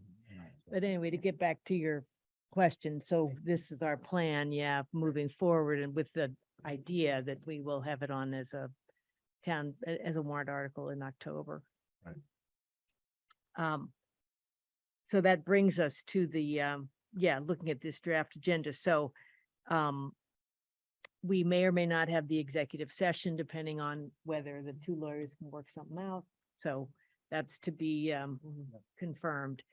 Then we have the joint meeting with the finance committee. And so Kate, this is where we're, yeah, the governance task force, I don't know where they are, and I don't know if you know where they are on actually having concrete articles, but that's really what we need to have, because today is the opening of the warrant, well, and it's they're- closing on they're September finished 13th. with the TA article. Okay, That, and finished meaning it's It's- gone through town council review as well, or? so. Yeah. And they have a clean copy. They're ready. Okay. They're more or less, and I think it was already more or less ready Okay, in the spring anyway. So, okay. um, Now, has there been any interaction with Ryan on this? not yet. I was Okay. hoping to go through it with him. With him? Okay. I'm meeting with him on the 17th, but if that's too late, I can try to, No, because the figured- 17th of this month. yeah. Yeah, that's I okay, thought that because would then be we got time the to bring him 29th. up to speed on Yeah, that, okay, and rather than bother him beforehand. yeah, okay. So, And then the elected town clerk, so we need to figure out, this is new news to me. yeah, Because we're the ones that drafted that article. to start Initially, with, right. And asked them to just, if they thought it was a good idea to bring it forward. yeah, And I don't think they touched it, but so to put it, I don't know when that discussion happened about putting it on the ballot. right. Because I've been to the past 3 meetings or 2 meetings or whatever, however many, that they've had. And I didn't hear that. So this is new. Yeah, Maybe it hasn't been discussed yet. Maybe it was discussed at a prior meeting that I hadn't been to. So I Okay. will clarify that. And do we know for sure that it's not required that it, I don't think so. On the but, ballot? I just making a note to talk to Tom Harrington about it. okay, Yeah, We why do why have- would be the, what would be the interest in making it more complicated? I mean, if you had a charter, I could understand it because it'd be a Right. change in the charter, but right. there's no charter, so I don't know. So but- Kate, are If you, I remember correctly, sorry to interrupt, David, but just that, my recollection is that there were two different ways we could approach this. And the way that was recommended the last time was, trying to remember what is there a that chief involved, attorney on the phone? but, I don't think so, no. No, Jen Gibbons, you're looking at, oh, Jean, that's anyway. No, that's Oh, Jeannie it's Jeannie Janesco. Janesco, yeah. Anyway, there are two different ways to handle this, and the way town council had recommended it for this last time did not require any ballot action. So that'd be great if you could confirm that. I Yeah. suspect it might be Brian Cruz who's bringing that up. And then the third one is the one that really still needs So work, the which third is one, about the, yes, which is budget. about the budgeting yeah, and okay. the process and the fact that, this board, for instance, has no concept of what the town hall budget is. We've never, ever seen it. And, I guess I'm like, David, I'm like you coming from school committee. It was the staff and the chief executive who makes the budget, it's the school committee's budget, but they don't draft it. They don't get, mostly into the weeds. It's drafted by Yeah. the staff and Yeah. brought to them, explained to them. Right. And then we did say, well, gee, do you really need that many FTEs here or whatever? Right, right. But that's Right. never happened. We at haven't this had table that here, For the- right? for the town hall. Yeah. And, Oh, but at FinCom, FinCom. yeah, but the idea is but FinCom is not us. And then it gets complicated and funny about who's asking whom for which advice and when. But I guess I'm losing the thread here, Kate. I thought the governance task force was moving along. Have the town administrator. Yes, they are. develop- They So are. What does that have to do with your? Well, what I'm saying is that Well, that That- town administrator and the finance, what that proposed budget would come to the select board Oh, to look at, and as well as to the FinCom, but that the how that budget represents town priorities, it should be our Right. discussion, and Right. how it's gonna, instead of each department going one at a no. time to Right. FinCom. I Yeah. agree, I agree. But I think my sense is that's a bridge too far for the fall. Like, that's like a lot of steps we still have to. We got a No. new TA, new process. I hate to be overly prescriptive. It's not. In fact, it just says that the TA will be the one who makes the town hall budget for all the departments, who coordinates all the departments. It is like one town hall budget instead of each individual budget that goes to FinCom one at a time. And where then they are not incentivized to work together as a team. They're more incentivized to work against each other to fight over Yeah. resources. Okay. but anyway, in preparation for this meeting, are you comfortable taking the lead as a select board member and the liaison to that group to get some more clarity from Rebecca? I will Okay. call her tomorrow. Okay. I mean, I emailed her, Yeah. and I asked her to call me. Cause Yeah. I know she's got a very busy schedule. She's a, single mom and, she's Got a got a full-time job, job, full-time right? job, and she's doing this. So I thought at Okay. her convenience, she could call, would be better, Yeah. but I haven't heard from her. So Let Okay. me just add that. Assuming she is available to participate. And we've already put her right after FinCom. I think FinCom needs to stick around for that. Well, we there are have two her things. during FinCom, in Well, fact. let me clarify this then. So she's the warrant articles Oh, okay. conversation is under the joint meeting. A question is whether the governance task force, whether she just wants to come and present the articles or whether she needs her group there also as part of the joint meeting. Oh, I don't know that. I don't- No, I don't think that. I guess. I Okay, no, but you're then right. the second thing though, item number 3 on this proposed agenda is that That's the whole the report. governance That's task different. force report, which Yes. if that's not gonna be ready, then we'll take that off Okay. entirely. And Their- so well, their that was next the meet- other piece Their of what next you're, meeting, assuming they get their quorum, yeah, is Thursday at 9:30. okay. And You're- that's, You're in that. You go And to I'm the- going to. okay. So anyway, before we can Okay. finalize this, we'll get an answer Yeah. back. Okay. But in terms Um, of what you were just saying, Kate, again, our job in the next 2, 3, 4 weeks, whatever it is to decide which articles are going to go. Got it. Yeah. So it's okay. I mean, I hear what you're saying. And I think that's probably at the end the right answer. But to say to a new TA, by the way, we're changing everything about the way we do budgeting and you're now in charge. I don't see it being practical. I'm saying this to you so you can maybe talk to if they have their meeting on Thursday. I want to talk to Ryan because he may prefer it this way. He may, no, He may- honestly, he may be doing it He may be that way doing- now. he I may don't know. prefer it this way. Yeah. But I'm just, honestly, I don't care, okay, what he prefers. Because at the end, we can get there. I'm saying you take a brand new TA who's new to all the departments and you have a FinCom, and whether you like them or don't like them, that's what they do. They spend time retailing all these things with everybody, with Chief Fisher and Brian and this guy and that guy and that. And you're saying, oh, we're gonna sweep that away, take the brand new guy, plug him in and say, go at it. Now, maybe, it works out great because it's a clean sheet of paper, but maybe you have chaos. I just don't think, in my view, it makes sense to just jump right to that right now. I Most just don't. towns don't do it the way we do it. Most towns do it the way that's We being can get proposed, there. I'm which not is- saying don't get there. I'm saying Yeah. get there in a stepwise fashion. Don't put all the eggs, scramble them up and say, okay. I think we need the Band-Aid approach. personally. I think Well- you rip it off, let everybody scream for a minute. Right, and so then- that we then it's just- done. So it should be an interesting discussion. Yeah. Any comment you want to add to this discussion, No, I Travis? think we should talk about that before we do. Yeah. anything. Right, so it should be interesting. Right. Yeah. Okay. Now, I do see here, there's a third bullet about Community Preservation Committee projects, CPC proposals. Have we gotten any word from the CPC committee that there's anybody coming forward? Not that I'm aware of. Okay, they're meeting, I'm let anybody know that they're looking for proposals. well, that is supposed to have happened.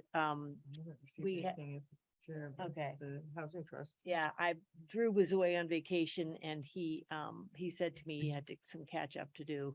But there is a meeting Thursday night, so I will, and I'm the liaison, so I will have more information on that. I thought you were, no, you're not the liaison. I'm sorry, I'm a You are member. a I'm the member. I'm a voting member. voting member. Yes, thank you.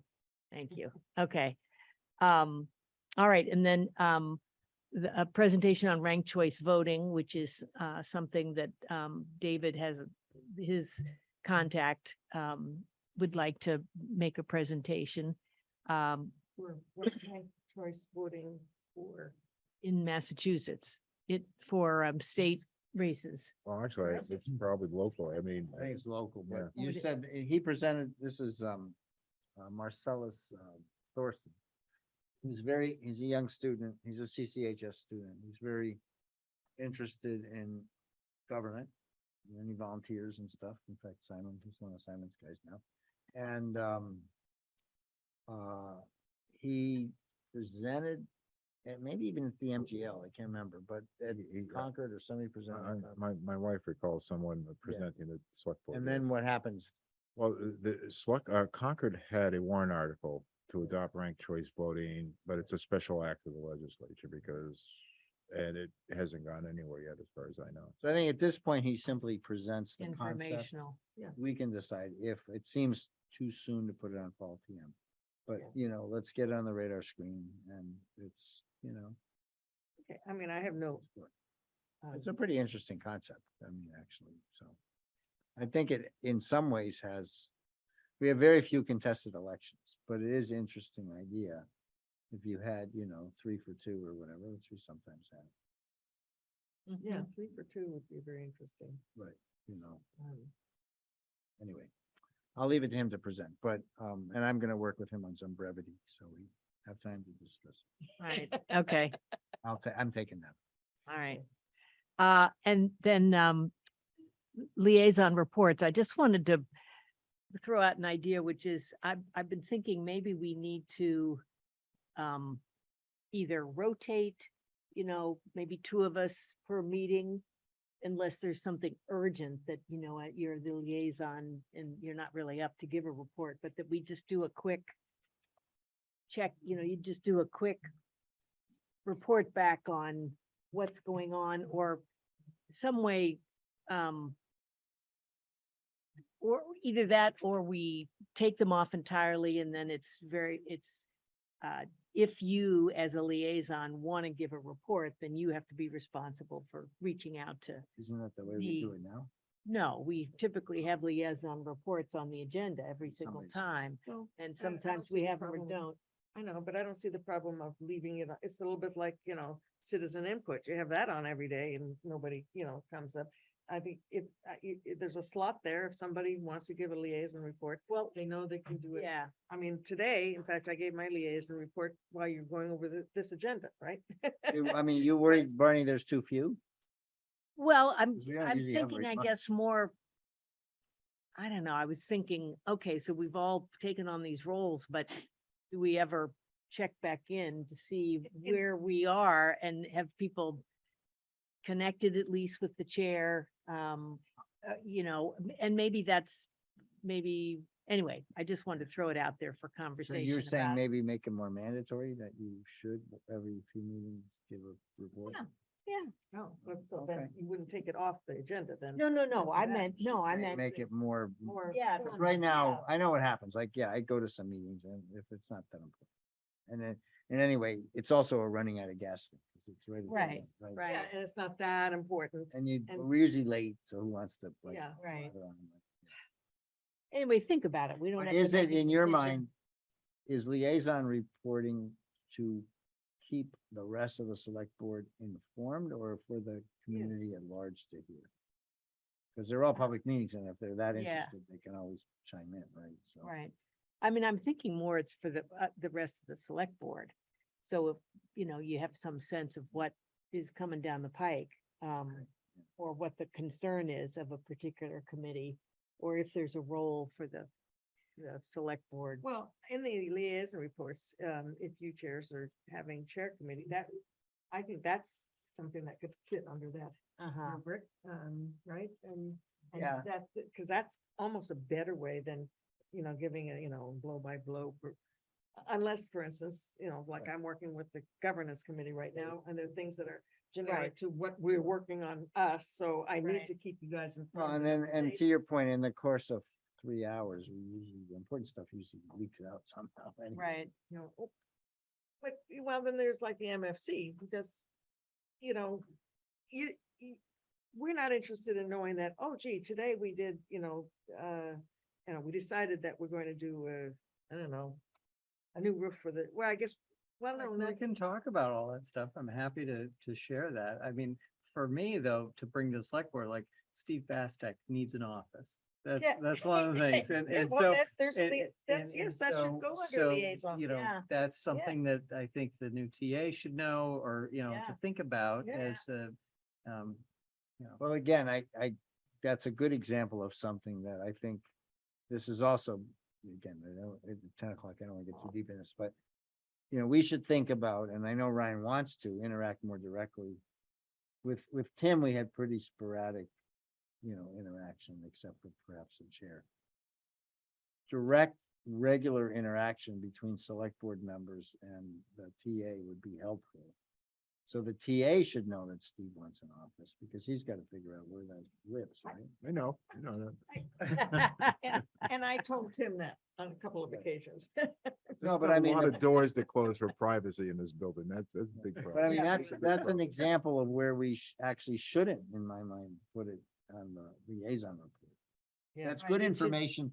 But to it's, be you figure brought to out the where right that, should- spot. right, it Yeah, needs to And go. that's a job we can Right, take on, right? right. But we in our precious time together, again, let's try to. I know. Yeah. Yes. 10 and Okay. Yeah. Friday. I Well- actually reprogrammed the entire town hall at one point. Nothing went, Okay. nowhere Well, to. we don't have to So- talk about it now. All right, to be continued. We can figure this out in the future. Now, as I want to open it though to the other three of you, is there anything that you're seeing that we ought to consider for this agenda? We will not meet again the way the calendar works. That's right. several weeks Uh, ago. yeah, and I don't know if we want to change that. That was something actually that had been raised. Wait, we're meeting on the 29th. Right, that, but I meant after that, we meet on the 13th, 13th. which is okay, yeah, Fine, and then that's the, 2 weeks later. actually, I guess that works out Except the warrant okay. closed, so this is the work is this. When does the warrant close again? On the 13th. 13th, so that our first that's- meeting in Ay, ay, September, ay, That seems right? awfully- yeah, yeah. Okay, but that's just place at, okay, so let's clarify, when we say that it closes, that's just the names, the titles. We of have the- to of have the basic, Okay, yeah, it's not the actual wording. the language, right? The only exception is if they're citizen petition articles. Then Data would have to turn them in with their 100 signatures and the wording By would that have to time. be, and the wording would have to be there. right? Okay, But for our side, I guess that's a good point you raise is to Barney's point, I think the real working session to me is The the 29th. 29th. So if you think of things, they should get on this agenda for discussion. We may push final approval of them to the following meeting, but yes. if we wait to even discuss them at the following meeting, we gotta act on 'em right away. So really, I agree with what Barney was implying. Let's come Yeah, make prepared. sure we have everything we need Right. on the, to Okay, 'cause discuss about the And that's warrant town articles- meeting. Oh, and also the one other thing to add is, Wayne Davis wants to talk at this meeting about the electronic voting. on Oh, the okay. 29th. We better He make said he didn't need to, he thought it would be 5 minutes. I think it's probably Ah. a little longer. 5 Wayne minutes? Now, David. Wayne's a friend. Okay, It's okay. all right. Travis had a question. Yes, No, no, Travis. no, I guess sure. When I Comment. look at the agenda and I think, gosh, what time is so precious, and I think, well, how did some of these things get on there? So like ranked choice voting, and I realize that's important to David, or you. We can push it off. I was asked and we And had if a it's not gonna- whole, if we don't have time, we can move it. It's okay. But I'm not saying that because I think it's, irrelevant or shouldn't be on there. I'm just wondering how these Something things get bumps it. on there. Well, somebody asks and we have a planning session period, we try to plan the meetings with what we have on our plate. And if we Right. don't have some, Well, if Wayne wants to go speak, all these things are adding up, and I would think that those may be a little more priority, unless this was gonna be a warrant article or no, something. it's a fair point. It's a fair point. We can push Yeah, it off. I would, if we could push that one off. Okay. Because our last warrant was sort of a disaster. We did not pay enough attention to it when we needed to, and I don't want to feel that, and we kept on passing over, well, we'll do it the next time, we'll do it the next time. This time, every time I want to actually look at it and talk about it and do it. Yes, I don't want to have happen. It's okay to make a mistake as long as you learn from it. If we don't, Yeah. I don't want to Yeah. repeat the mistake. And one of the things I would, and I'm sure that we can work this out with Ryan and Wayne, but I think we need to also lay out when we're gonna, what are we doing about the warrant book, right? Whether we're mailing a copy of the book or have a decision about that or a recommendation about that. And then the other is just the timing of when the book goes out, when we have the handbook, right? Yes. Those steps leading and up the to town warrant- meeting. Yeah, The motions. and the motions And the handout. motions last year Right. We're not also. Right, they Correct. were not correct either, so, yeah. All right, well, if something else you feel is important to put on the agenda for the 29th, please reach out to me or David at the moment. In the long run, it would, be the town administrator, but since we're in transition here, Yeah, you this can, is- you can reach out to me or This David. Transition period is really, All really right. tough. We're done then, because we, have reached the end of our agenda. So I'd like a motion to adjourn. So moved. All those in favor? I. Aye. Any opposed? I know, Steve, you're opposed, but you don't get to vote. All right, everybody. Thank you very much. And the meeting's adjourned. Hey, all right, thank you.